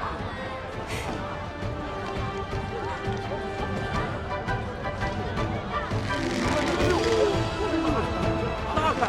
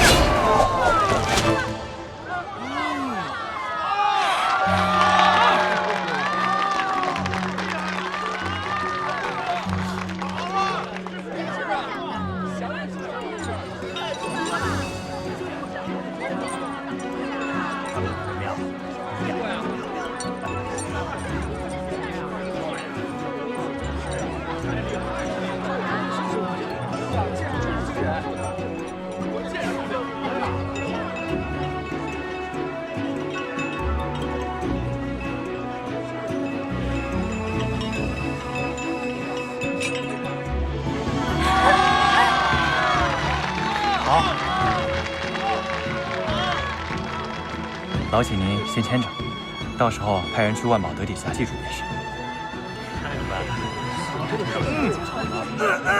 诸位，这铜铃重回万宝德是个吉兆啊！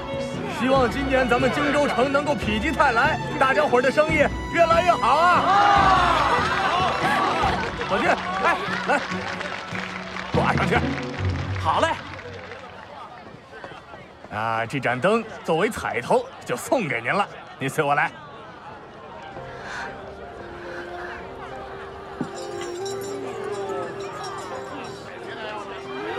收好。多谢。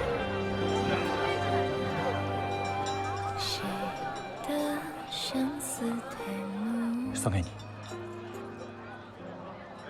白夜淡成了风，这难道就是传说中的定情信物？从小到大，我还没有收过这么贵重的礼物呢。你还想要什么？我们去别处看看。算了吧，这荆州城中秋节的彩头都被你赢了，给别人留点。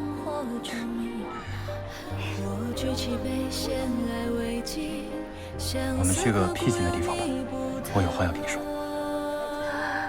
难道他要向我求亲？天地为证，日月为凭，我万家贵愿娶白莫喜为妻，一生一世，死之不渝。莫喜，你愿做我的夫人吗？我愿意。太好了。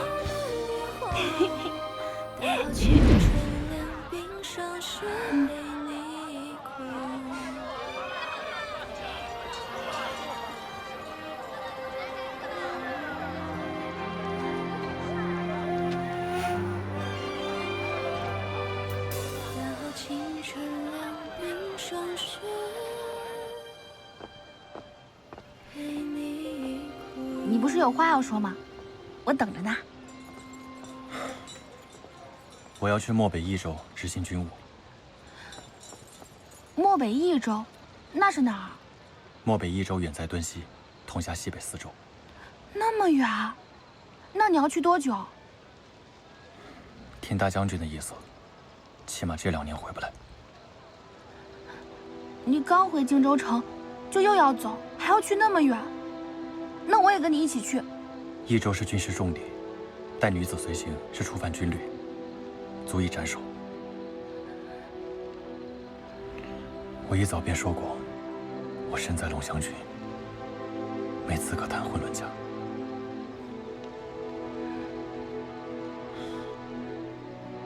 你以为我等不起吗？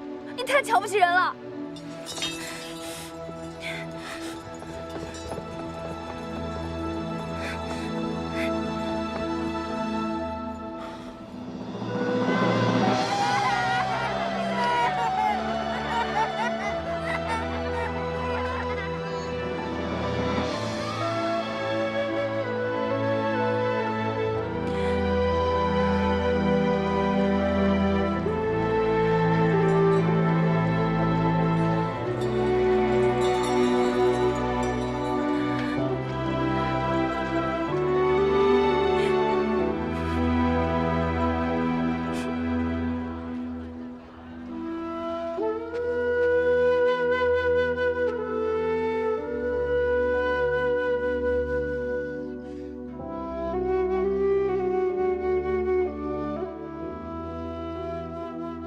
这位兄台，你这姿势不难受啊？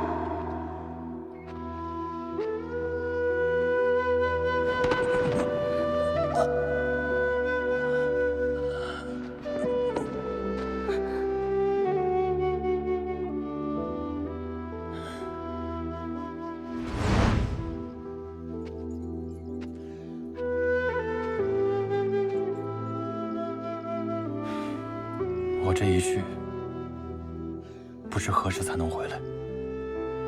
你也别死心眼惦记着我了。我就死心眼，怎么着？你本就寄人篱下，还是趁早找个良人为好。既然要走，我的事不用你管。我一向独来独往惯了，不需要什么良人。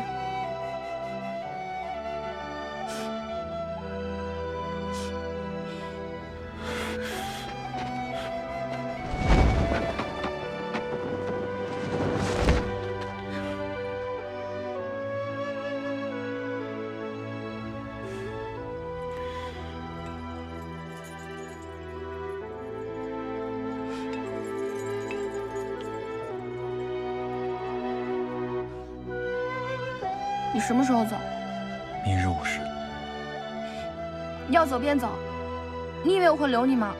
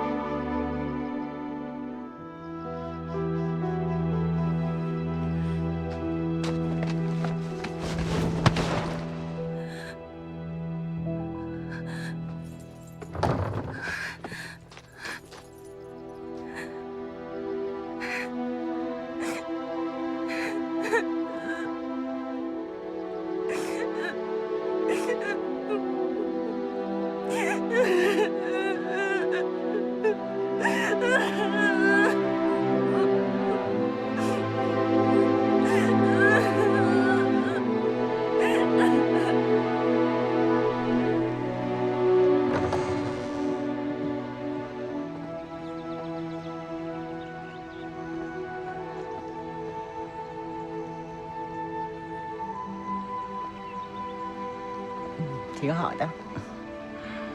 这是怎么了？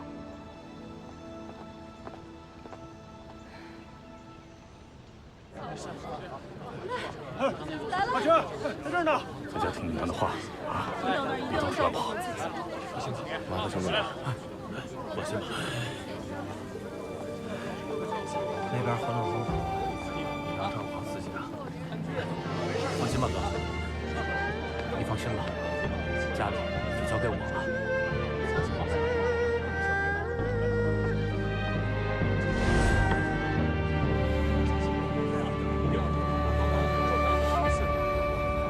谁在峨眉如冰边，回眸秋水千卷。万家贵。 春千起时无色，一笑倾傲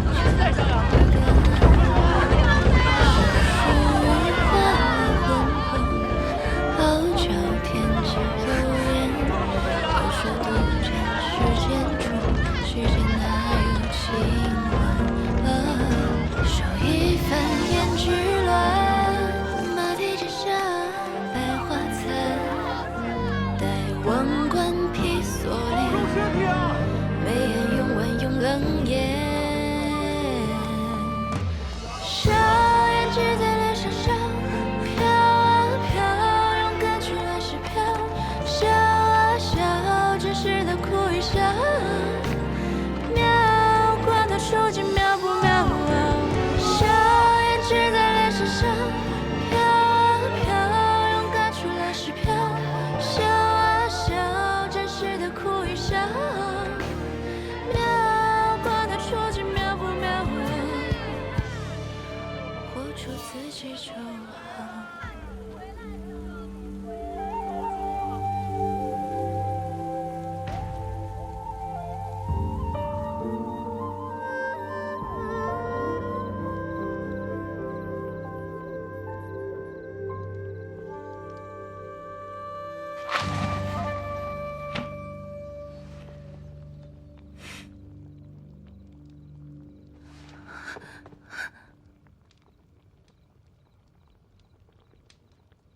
终究还是走了。莫喜，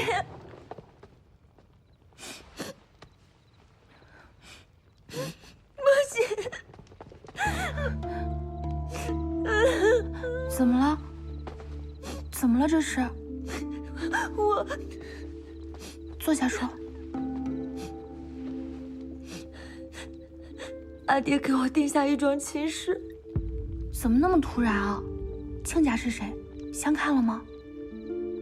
他说不用相看，大家都是知根知底的。是谁啊？吴相爷家的郎君。这人不是个香饽饽吗？以他的身份地位，这荆州城里想要嫁他的，不说1万也有8000了，怎么会突然要娶你啊？还有啊，我听人说这吴相爷虽然名声不好，但这吴郎君学识很好的，你若是真嫁了他，也不亏啊。这吴郎君若是好好的，只怕真是还轮不到我嫁呢。这话什么意思啊？他有什么意外吗？之前圣上带着文武官员逃离池北的时候，这个吴郎君中途马车出了事，摔到了沟里，脑袋摔坏了，现在就是一个傻子。你阿爹疯了，要把你嫁给个傻子？阿爹说他也不愿意的，但吴相爷说现在朝中正在清算当时依附叛军的2臣。阿爹当时不是想将你嫁与陈文德吗？这算下来就是证据确凿。若是论罪的话，我们一家谁都逃不了。他这是搬起石头砸了自己的脚。这般趋炎附势，有奶就是娘，迟早要翻船的。莫喜，之前都是我阿爹阿娘对不住你，但这次吴相爷趁机要挟，我当然是不能不嫁了。你疯了！如果你真要是嫁过去，你这下半辈子可就要伺候傻子了。我阿娘也说不愿意，但吴相爷现在监管大理寺，要给阿爹定罪太容易了。若真是获罪，白家上上下下几10口人都在劫难逃，最轻也是流放。而且吴相爷还说了，我哪怕身上患有不治之症，都要和那个五郎君合葬，说100年之后舍得他地下寂寞，这装病也不灵了。这说的简直不是人话。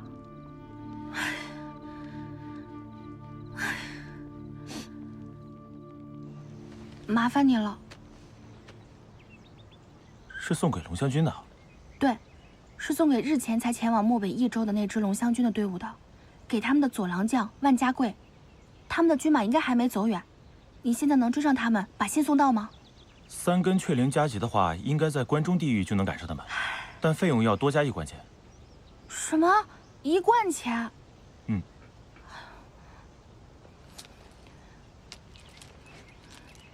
我现在的钱就剩这么点儿了，这下可好，要给虚多半。给。哎，好。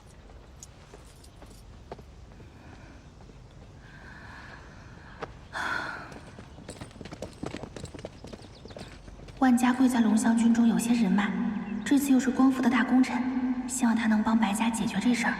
莫姐，你在这翘首期盼的，可是你房里那个野男人。大哥，你这是又找打了吧？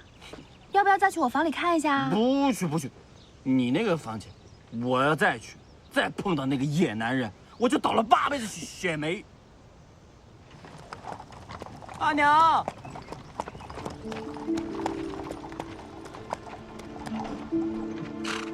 阿娘，慢点，一身酒味儿，还不回房去念书？吃那狐媚子的亏还没吃够啊？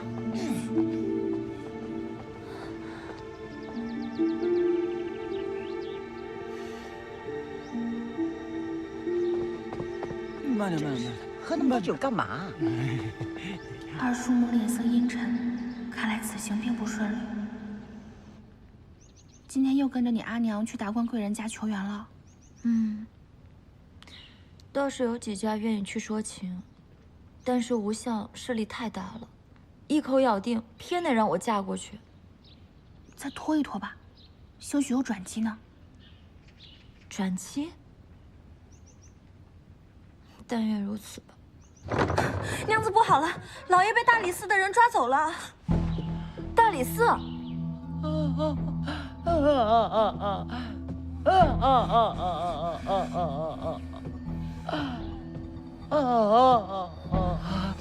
你阿爹素来养尊处优，现在被关在大理寺的牢里，你让他怎么活呀？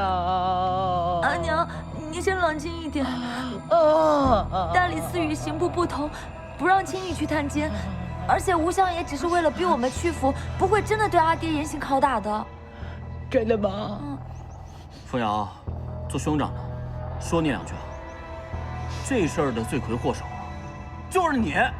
要不是因为你不肯嫁给那个吴郎君，阿爹能遭这份罪吗？大哥，你这说的是什么话呀？原本就是为了你国子监的名额，阿爹阿娘才会去跟吴相爷结交，吴相爷才知道的我。如果从源头说起来，你如果念书稍微争气一点，我们家便也不会惹得这桩祸事了。你再说一遍。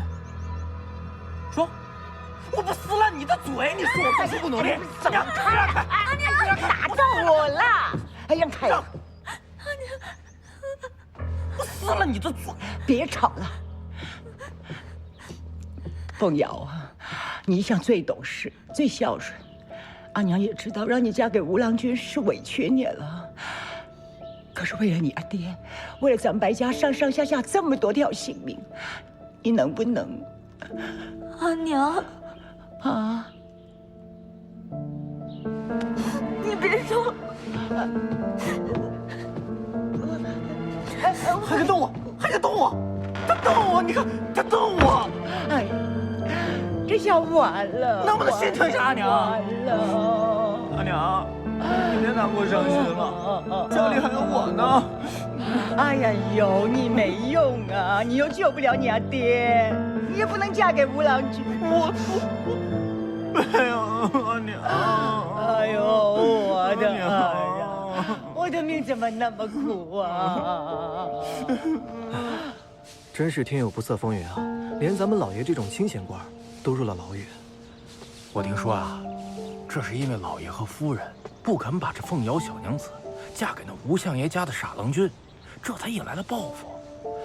哎，这白家要是继续犟着，只怕到时候连咱哥俩都得跟着遭殃，谁说不是呢？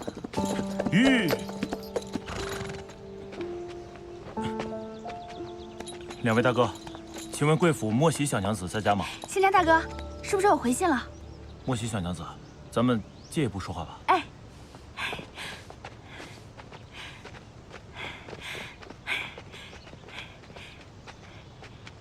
这么快就有回信了？莫喜小娘子，您的信还没到关中，就被退了回来。退回来？为什么？关中那边传来消息，说龙将军这一行人在即将抵达关中的时候，遭到流寇的伏击，整队人都没了。你说什么？莫喜小娘子，请您节哀。你胡说，怎么可能？您若不相信的话，可以看一下朝廷发的底报。听说，连圣上都是大怒，武将们纷纷请愿，要去关中平匪呢。小娘子节哀。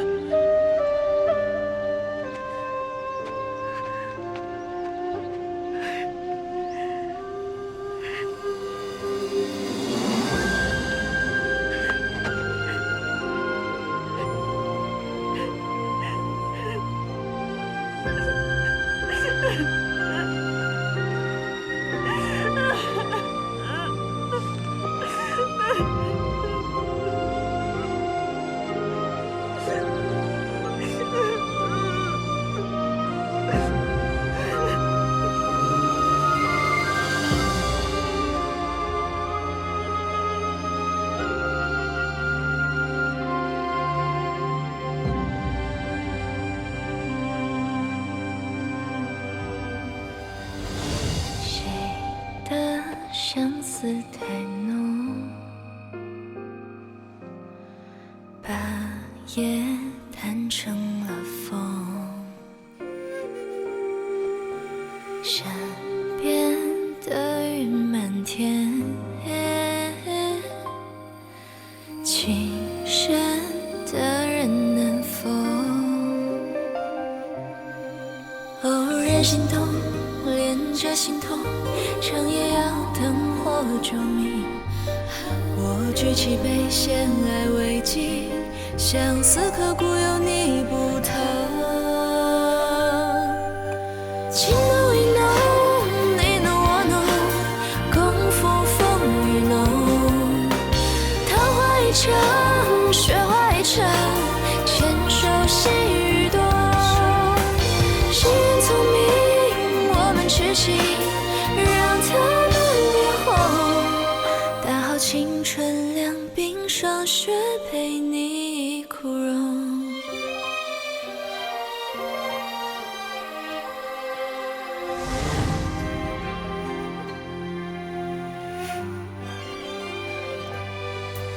情浓意浓，你浓我浓，共赴风雨浓。桃花一场，雪花一场，牵手细雨多。你就这么扔下我走了？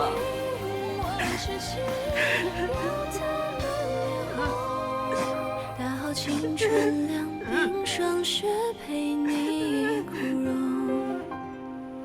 大好青春，两鬓霜雪陪你莫邪枯荣。莫邪像现在这样不吃不喝，将自己关起来多久了？我问过送饭的大娘，说他已经不开门2天2夜了，也不接餐食。2天2夜？莫邪，你到底是怎么了？哎呀，糟了！我要与阿娘一起去探望阿爹，你在此守候。若是再不开，便把门砸了，知道吗？好。啊。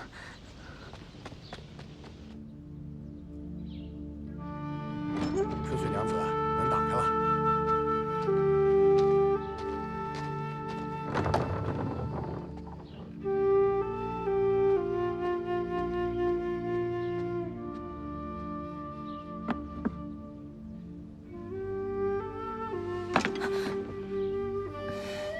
我说娘子，你就消停些吧。现在全宅上下都人心惶惶的，凤瑶娘子也在为老爷的事情奔波。您说要你有个3长2短，我们家娘子她怎么活啊？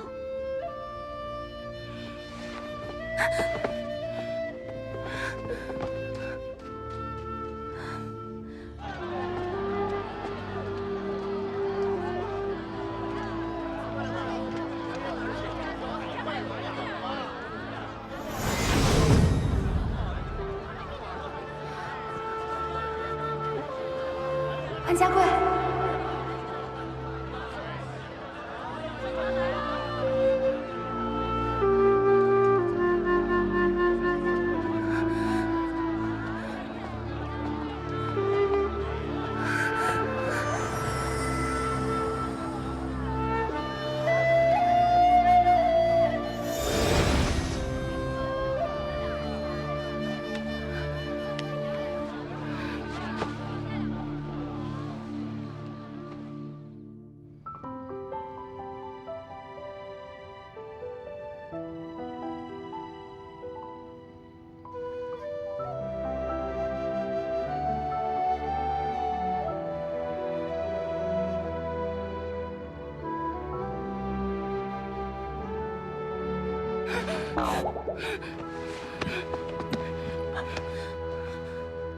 你怎么在这儿？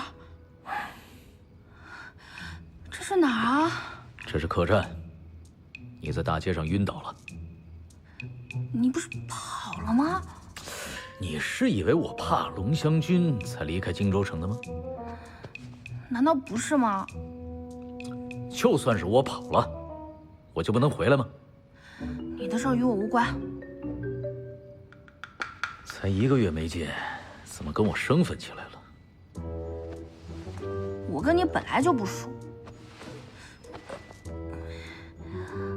看看你这诚惶诚恐的样子，到底发生什么了？跟你没关系。敢给我脸色看？之前那个凶悍狡猾的你跑哪儿去了？说，谁欺负你了？没人欺负我。我听说你家叔叔被大理寺抓走了，你不会是因为这个难过吧？我记得你跟他也没有多深的感情啊。吴郎把他下狱，是为了逼凤瑶嫁给他那傻儿子。你可有法子帮凤瑶吗？吴朗一手遮天，阴险狡诈，连圣上都被他蒙在鼓里。我凭什么帮你啊？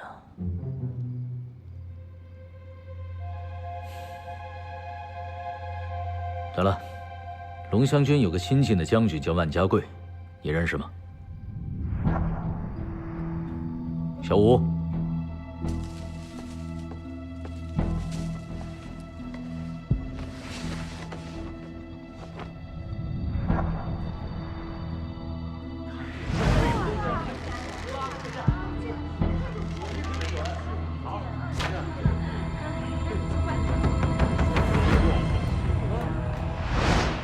你派人跟踪我？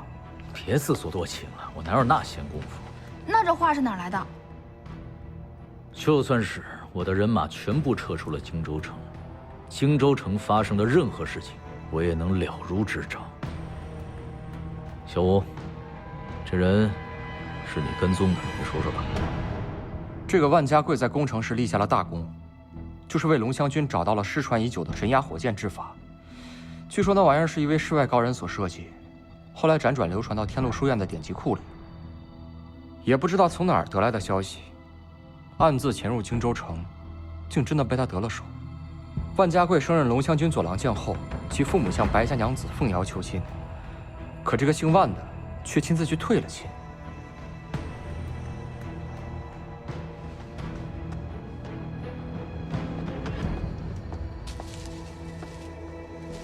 这又是求亲，又是退亲的来回折腾，是你捣的鬼吧？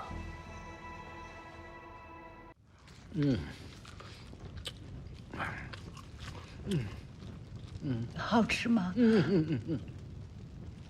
吃慢一点，别噎着了。吃慢了，狱卒看见我就吃不到了。阿爹，他们可有对你动刑？我都这样了，还用动刑吗？每天就2个粗糠的野菜团子，就给那么一点水，还是馊的。看我这个衣服现在松的。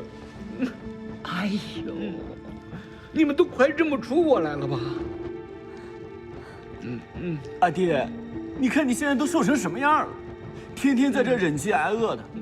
凤瑶挺好的，在家里边天天吃香的喝辣的，她还有心情给那个莫喜小丫头送吃的呢。我说错了吗？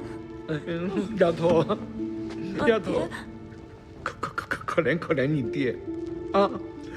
我现在这身体，我估计我坚持不了几天了。你就答应他们，我跟你们一起出去吃香的喝辣的。丫头，爹求你了啊！答应爹。哎，过来，阿娘。哎，爹求你了啊！爹求你了啊！你就答应了吧。那个吴郎君，他虽然是个病人，可是他们家里锦衣玉食的，不会亏待你的。不会亏待你的。答应爹吧，啊！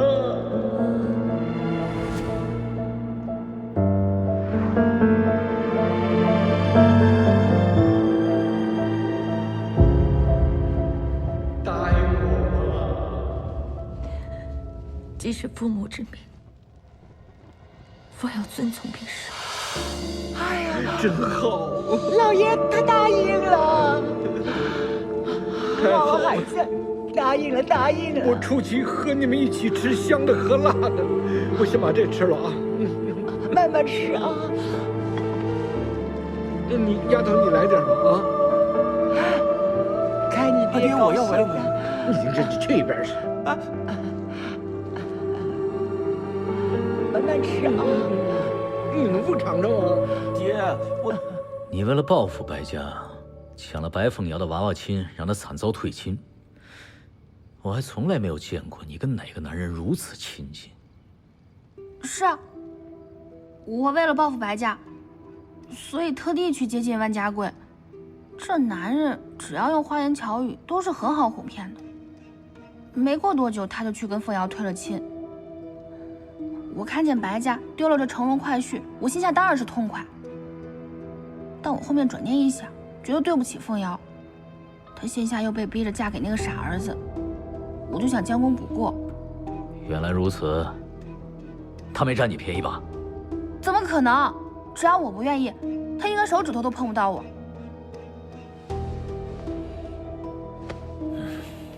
此事与你无关啊，你干嘛问得这么仔细？你应该知道，我跟吴朗是死敌。那你这次来荆州城，就是为了刺杀他？刺杀他，便宜他了。我要找出他的同谋，将他们一网打尽，千刀万剐。这个吴朗，可是世上少有的奸臣。既然他得罪了你，那搅和他儿子的婚事，一定能让他大大的丢脸。你可愿意帮凤瑶？我可以帮他。那你拿什么报答我呀？你上回想要我的眼珠子，这次又想要什么？把我人切成几段带回去吗？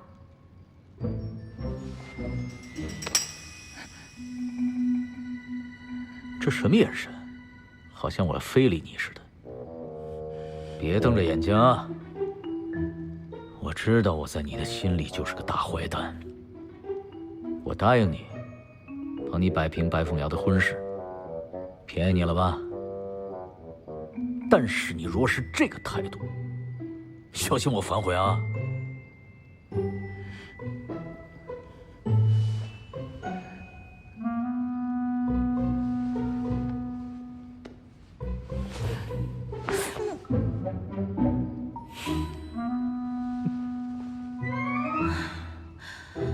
你真愿意帮我救凤瑶？帮，不仅帮，而且还帮白凤瑶找个好的归宿。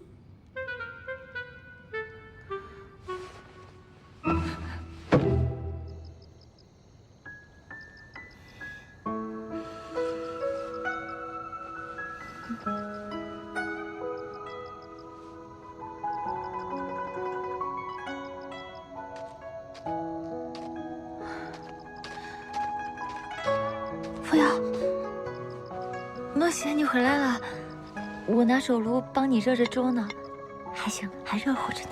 你这么等着我，冻病了怎么办？我有披风啊。好了，进屋说。你肯定饿坏了，我们快吃点热乎的。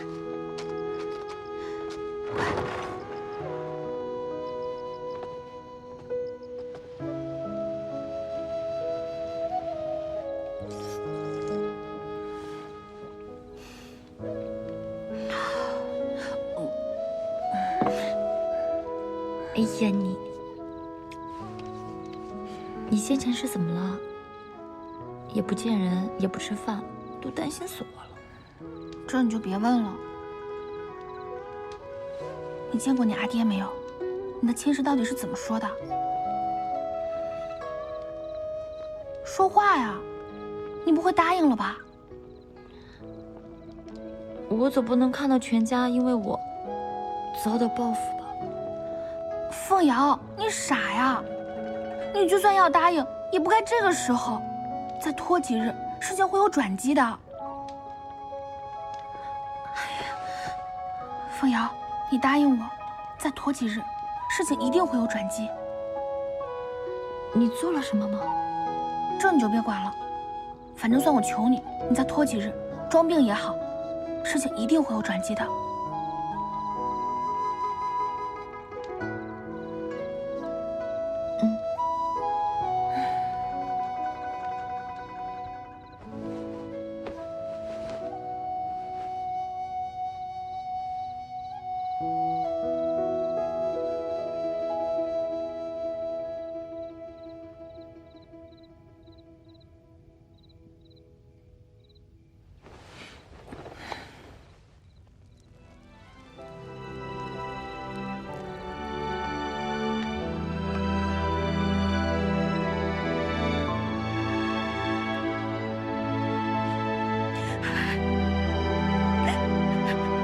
混蛋！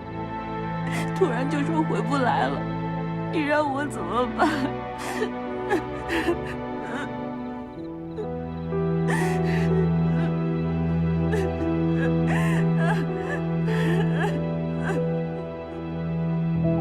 哎呀，总算是洗去了污垢和晦气，真是烦死了。哎呀，人好回来了就好。阿爹阿娘，鹏坤给您二老备了热茶。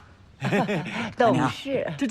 这个吴相爷不仅派人把阿爹送回来了，还请人送来了5大箱聘礼。真的？想娶我家小娘子，还居然如此残暴地侮辱我！哎呦，委屈了，委屈了哦！现在居然要用聘礼来诱惑我，如果聘礼要丰厚，我倒是能忍。哎呀，不少啦！就这么耗着他，看谁耗得过谁。阿爹阿娘，凤瑶有话要说。哎，凤瑶，你不会是又想使小性子不嫁了吧？父母之命，媒妁之言，凤瑶怎么会不听呢？但是正如阿爹所说，这个吴相爷家如此嚣张跋扈，我们若是现在听凭他们拿捏，到时候等我嫁过去，恐怕是要被他们看清了。阿爹，而且我很担心，如果说我现在就嫁过去了，那您官复原职的事儿，还有人放在心上吗？是，凤瑶说的对呀。俗话说，抬头嫁女，低头娶媳。现在是吴家要来求娶我们凤瑶，最起码他面子里子都得给圆上。可是万一我们这么一直拖着耗着，被吴相爷察觉出来，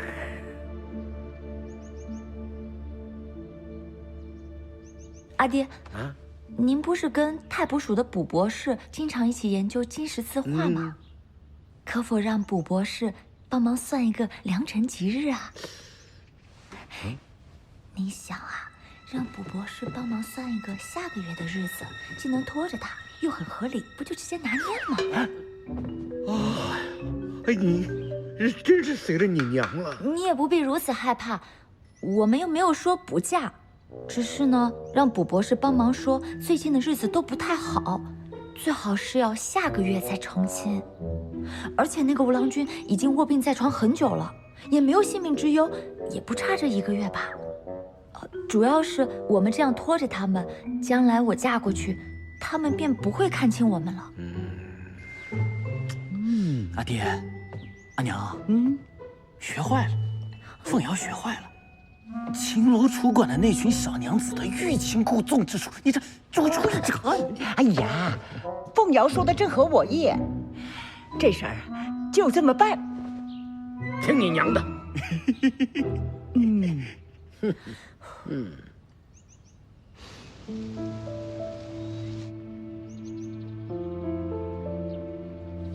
你喜欢的千层奶酥，怎么也不见你吃。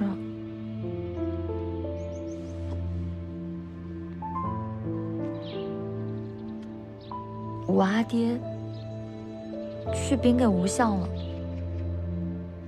但吴相那边只允许婚期暂延半个月，这眼下已经过了3天了，你说的转机还未曾看见呢。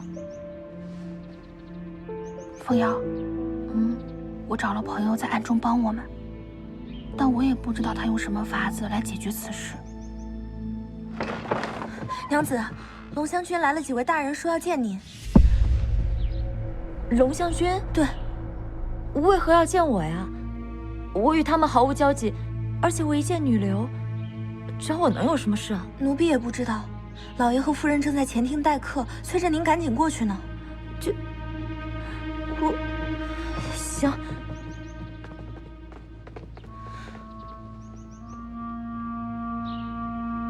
难道这就是陈文德答应我的，要给凤瑶找一个好归宿？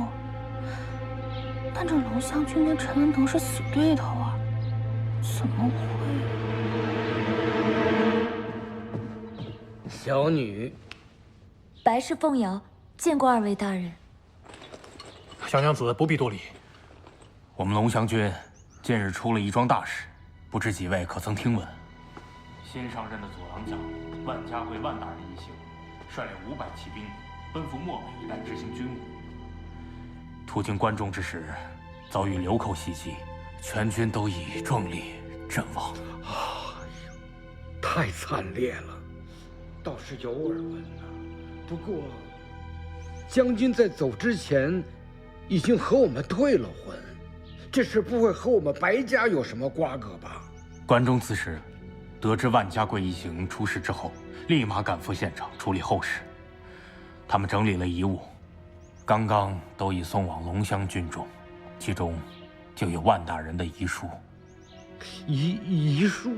当时战况过于激烈，众将士纷纷写了遗书，全部沾满了血迹，看了真是让人鼻酸落泪。万将军的遗书因为夹在马鞍当中，关中那边发现的很晚，是以拖延至今才送过来。他在遗书中说，他其实对贵府的凤瑶小娘子倾慕有加，但他一心报国，即将赶赴险地执行任务，不敢耽误凤瑶小娘子的青春，所以才忍痛退了信。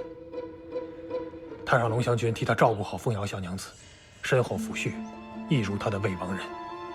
2位将军的意思是，万家贵万大人对我情深意重，先前是怕拖累我，才与我们家退婚。但我与万大人只有一面之缘，他怎么会对我？我估计是不是搞错了呀？将军来退亲的时候，也没见他有什么不舍之意呀。你说那遗书是后发现的，会不会有人造了假呀？白老爷，当时战况紧急，他又是军中主帅，怎能有时间来写信？更何况，就算是朝廷的奏报，口述代笔也是常有之事。这些私事，别人又怎能了解？所以，更没有动机来捏造遗书。凤瑶小娘子，此次本应我们龙翔军主帅楚将军亲自前来，只因朝议奏对，实在脱不开身，才命令我们2人前来致意。楚将军说，凡是日后有什么困难，尽管找我们龙翔军。若是有人敢逼迫欺凌你和白家，我们定与他势不两立。哎呀，有劳将军了。朗朗乾坤，没有人敢欺负我们。就是这个凤瑶的这个婚事儿啊。楚将军关怀体恤，小女子敏感妩内，小女子愿以3年为期，为万大人扶丧。但先前吴相爷抬爱，想将小女子嫁于他们家的郎君，小女子自知蒲柳之姿，配不上相爷郎君之尊，还望楚将军替小女向吴相爷分说一二，推脱掉这门亲事。凤瑶小娘子的心思，属下已经明白。我这就回去转告我们楚将军，请放心，我想此事不难。我们楚将军英勇善战，是国之重臣，我想吴相爷会给他这个面子。白老爷，我们军务在身，就先告辞了。二位将军慢走，请留步。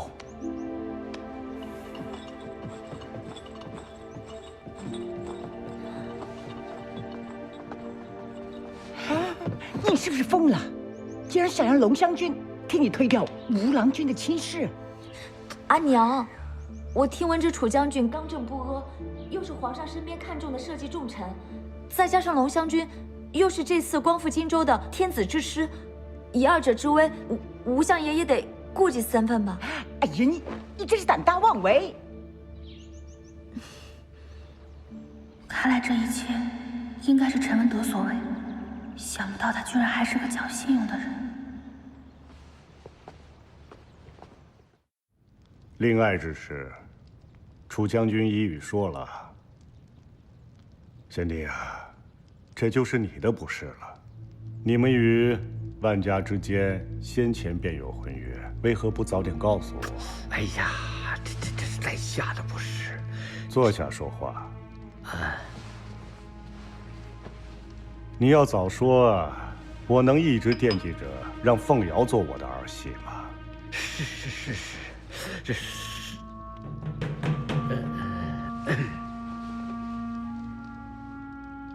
好福气也是凤瑶太好，这才一家有女百家求嘛，是吧，夫人？是。不过我听闻万将军那封遗书是有人代写的，这其中一定有什么蹊跷，未辨真假。本相特意请来了万大人的高堂啊，请进来。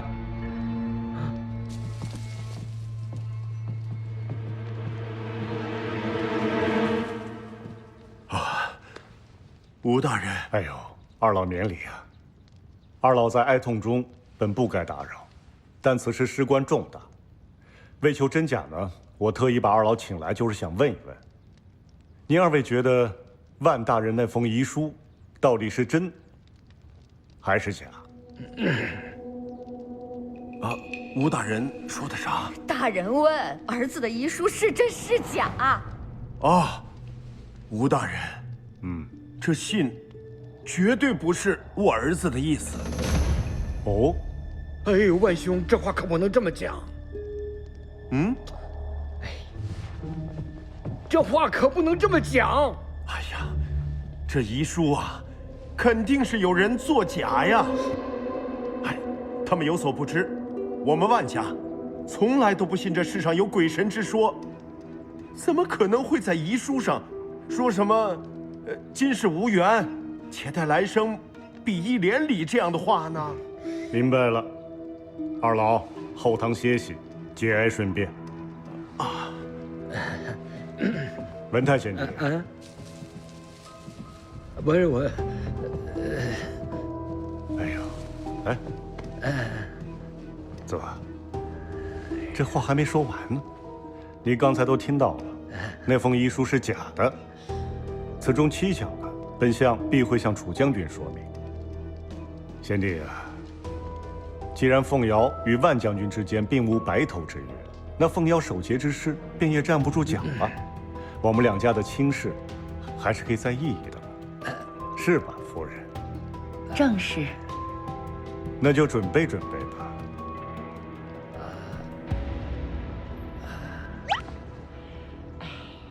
这是怎么回事啊？好好的一封遗书，怎么就成假的了呢？阿爹，这个吴相爷啊，他一向只手遮天，就算是假的，也能让他说成真的，真的也能说成假的喽。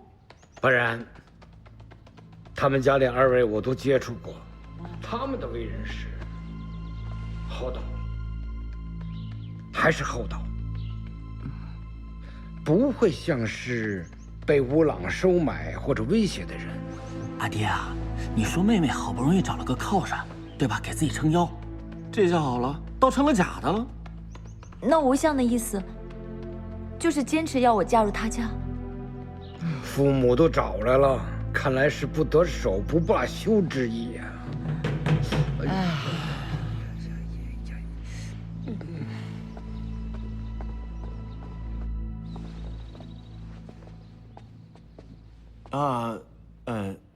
小娘子啊，你是？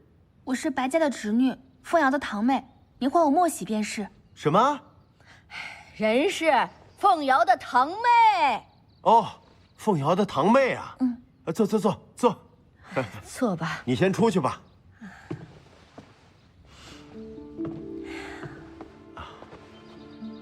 莫喜小娘子，来寒舍有何事啊？伯父伯母，我这次来是想告诉2位，万将军的确是心系我长姐凤瑶，那封遗书可能是被人口传时弄错了细节，但他们2人的感情是毋庸置疑的。哎呀，那封遗书有这么多破绽，再说，并非我儿亲手所写，我们怎么能确定是真的？我斗胆请问，当时万将军光复荆州城之时，你2位曾赶过来，与他朝夕相处了一段时日。那会儿他受伤未愈，你2位为他擦药之时，可看到他随身带了一块形状特别的玉牌？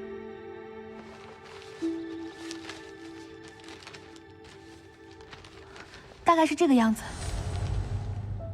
哎呦，老爷，你看看。确实是有这么个玉牌，确实是有这块玉牌，而且家贵无儿，非常珍爱。那就是了，这玉牌是白家后人出生时宗族所赐的，随身佩戴，外人根本都见不到。如果万将军与我堂姐不是真心相爱，那我堂姐又怎么会把这玉牌赠与万将军？万将军又怎么会贴身不离，随身带着它呢？这个是陈文德给的出场令牌，这个玉牌是只有上了白家家谱的人才能拿到的。2位若是不信，可以去白家家庙随意查验，而且这每一辈的印记都略有不同。这玉质是来自祖先从西域带回来的巨大玉石，根本做不了假。家贵我儿啊，如此一心想着白家小娘子，连这等事都藏着掖着。哎呀，只可惜我们白发人送黑发人，错失了这等好儿媳啊！我就说那吴相爷居心不良，你还说他是为了家贵澄清真相。好了，现在害得白家小娘子得不到朝廷的恩赐和恩泽，这叫我们心里怎么过意得去啊？好在现在还来得及，只要2位去找龙香君的柳副大人说明一切，那这楚将军一定会把万将军跟我堂姐之事上奏给圣上知道的。若当真是这样，家贵在天之灵也该告慰了。伯父伯母，虽然我书读得少，但是我也知道，这年轻男女私相授受，传出去名声不好。我堂姐把这玉牌赠与万将军，虽说是他们情深意重的证明，但若是传扬出去，对他们2人终归是不好。所以还烦请2位可以保密，只对朝廷那边力证凤瑶是万将军的未亡人就可。我们晓得。白家的家教一向很严，如今凤瑶也是伤心过度，还烦请2位不要在他们3位面前提及此事。你放心，凤瑶这孩子也真是可怜，这亲家也都不容易。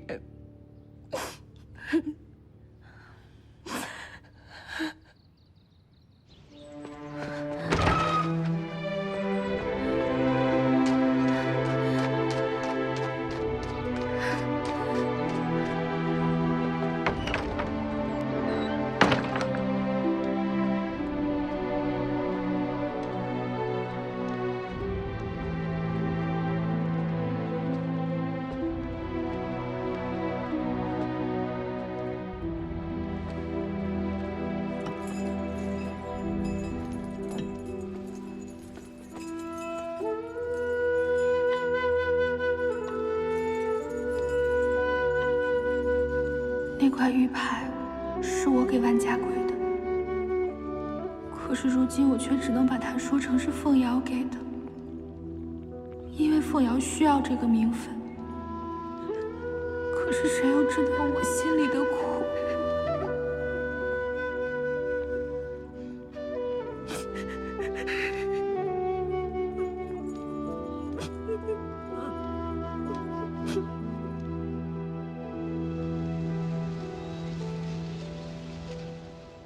左郎将万家贵，妻白氏，素拥有美，克容易犯，以示加恩，用章有礼，随夫之爵，考里有文，卷言书德，是谓典藏，可依前见。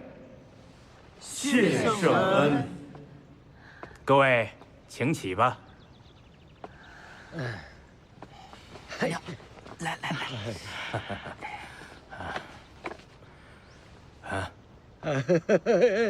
哟，没想到我家凤瑶年纪轻轻成诰命了。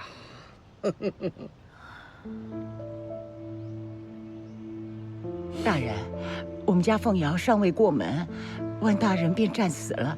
圣旨一下，今后凤瑶……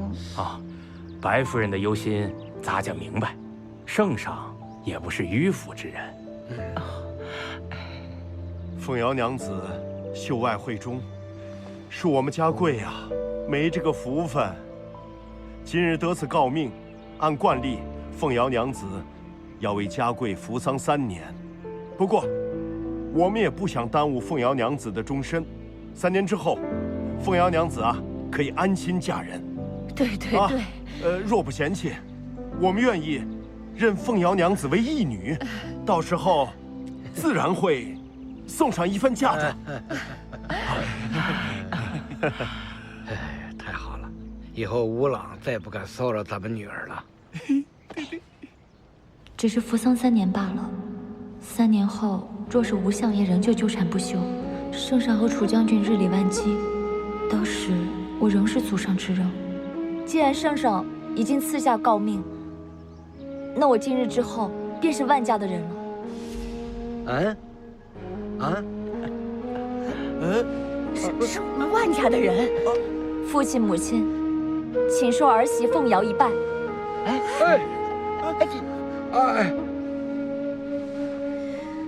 夫君为国捐躯，承蒙圣上恩典，凤瑶愿意在此立誓，愿为夫君守节终身。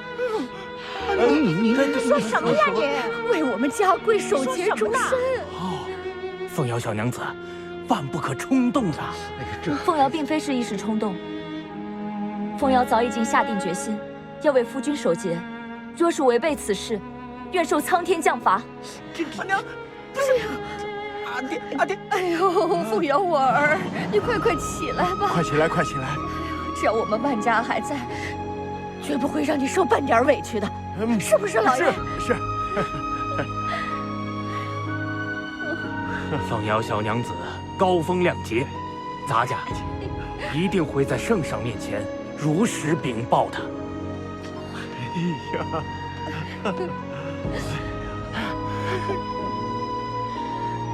草率了你啊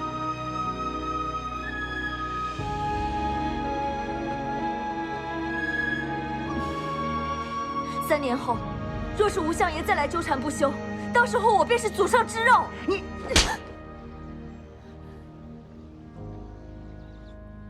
阿娘，我没你这样的不孝女，你真是气死我了！你到底是疯了还是傻了呀？你什么终身守节？那你这辈子怎么过呀？阿娘，您听我说，眼看吴相爷就是对这桩婚事绝不甘休。即使说我现在得了诰命，他现在不敢怎么样，那之后呢？3年之后他继续纠缠怎么办？我索性就在内侍大人面前发誓守节终身，直接让吴家死了这条心。那你这辈子怎么活呢？难不成在家里待一辈子？阿娘，我又不是什么都不会做的废人。我可以养活我自己。说的好听，到了你阿哥娶妻之时，这又是一桩引人议论的画饼。养活自己，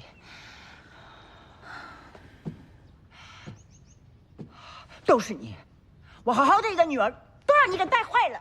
我今天绝不饶你！啊，干什么你？二叔母，反了你啊！但是大人还没走远呢，您这样大喊大叫的，不怕我们白家成为背信弃义的笑柄吗？放手，疼啊！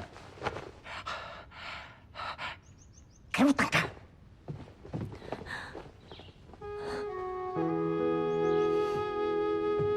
莫西，没事吧？真是对不住，我阿娘肯定是气糊涂了。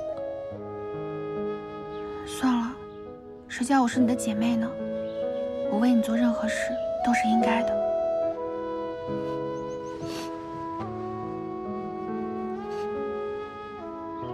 从此以后，凤瑶才是万家贵名正言顺的夫人。怎么了，莫西？没事儿，为你高兴。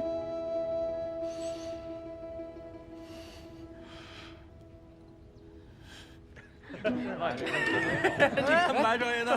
跳的还挺像模像样的呀，以前看不出来啊！哎呀，真好啊！居然还会这手，这私底下练过，肯定练过，平常都跟我们藏着掖着呢。这跳的，哎呦！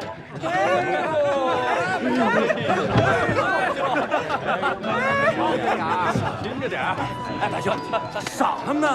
啊，跳得不错，赏他们，小娘子们，哎，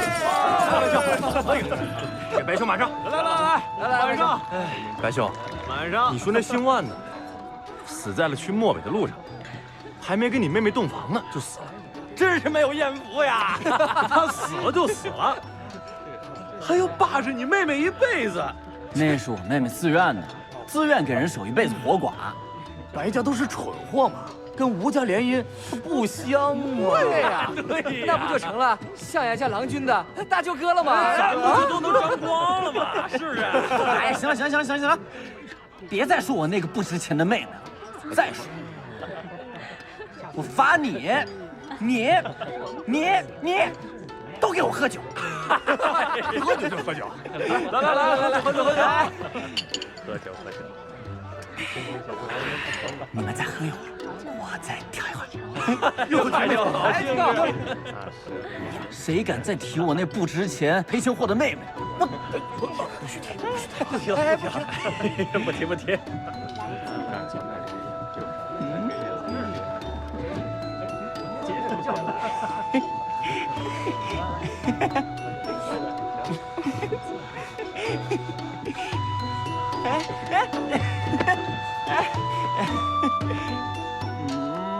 阿娘，我一男子汉大丈夫，在外与同窗应酬，参与诗会都得用钱，就再给我几十贯钱嘛。不是才领过月钱吗？家里现在没那么多积蓄了，你省着点用。那点钱够什么使的呀？我可是咱们家的嫡子，您苦了谁都不能苦了我喽。凤瑶那丫头都准备在家吃一辈子的闲饭了，我就花点钱怎么了？花点钱怎么了？我知道。怎么了？啊？好事，天大的好事！哎，什么好事？等我先喝口水。快说呀！哎呦，急死人了！你说呀！跑了一路了。哎，慢点。哎呦！今天，刚才，吴相爷把我叫到他府上，说，圣上特意夸赞了凤瑶，夸赞了凤瑶的气节，说他以后再也不敢拿凤瑶的事来亵渎他了，而且，他说圣上还特意提到了我，说在户部给我安排了个空缺。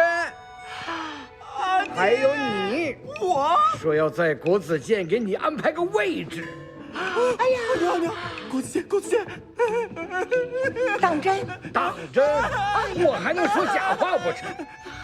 哎呀，现在凤瑶和姓万的婚事，他们的事已经传到大街小巷了。那吴相爷多精明，见风使舵，这是主动向我示好求和。哎呦，哎呦，真是祖上保佑啊！没想到凤瑶这次一闹，闹出这么大的好事儿来，早就该闹了。好女儿啊，凤瑶不简单，好女儿随了我，有骨气。哎。今晚上加菜。你真相信吴朗这个黑心鬼会跟白家握手言和啊？吴相毕竟是相爷之尊，也是需要顾及朝野物议的。他线下做些表面子功夫，也是正常的。我只怕他还是会在背后使坏。先不说这些了，这阵子家中事务多，幸好有你帮我出主意，帮我想办法，真是多亏有你了。行了。你我之间何须这么客气啊？你最近为何总是看上去闷闷不乐的，连水晶柿子都不吃了？我这2天肚子有些不舒服，这些留给你吃吧，我先回去了。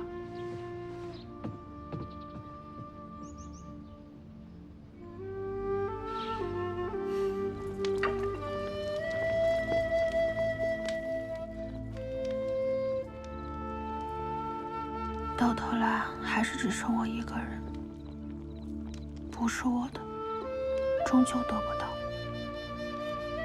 就算是个空名头，也要拱手让人。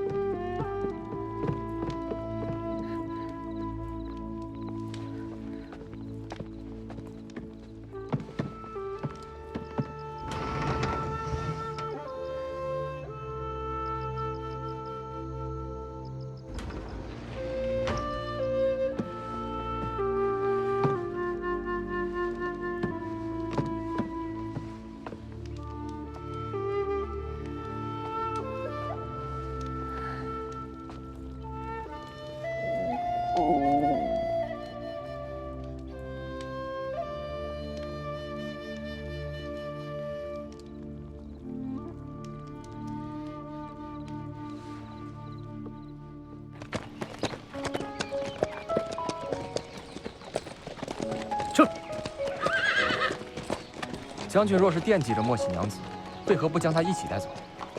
别自作聪明。是小娘子是有点意思，不过别把你家将军说的跟登徒浪子似的。属下明白。什么表情？摆明了不信。将军，您亲身涉险入荆州城，是为了探查吴朗罪状，如今却为了莫喜小娘子，动用了我们在龙香军中轻易不用的暗桩。还伪造了万家贵的遗书，所以呢，属下觉得你应该很看重莫喜娘子。正因为那小娘子有点意思，所以我愿意帮她。不过不用做过多猜想，她想当本将军的夫人，那还不够格。我原本以为伪造了这万家贵的遗书，就以楚威那老头的脾气，一定会替白凤瑶伸张正义。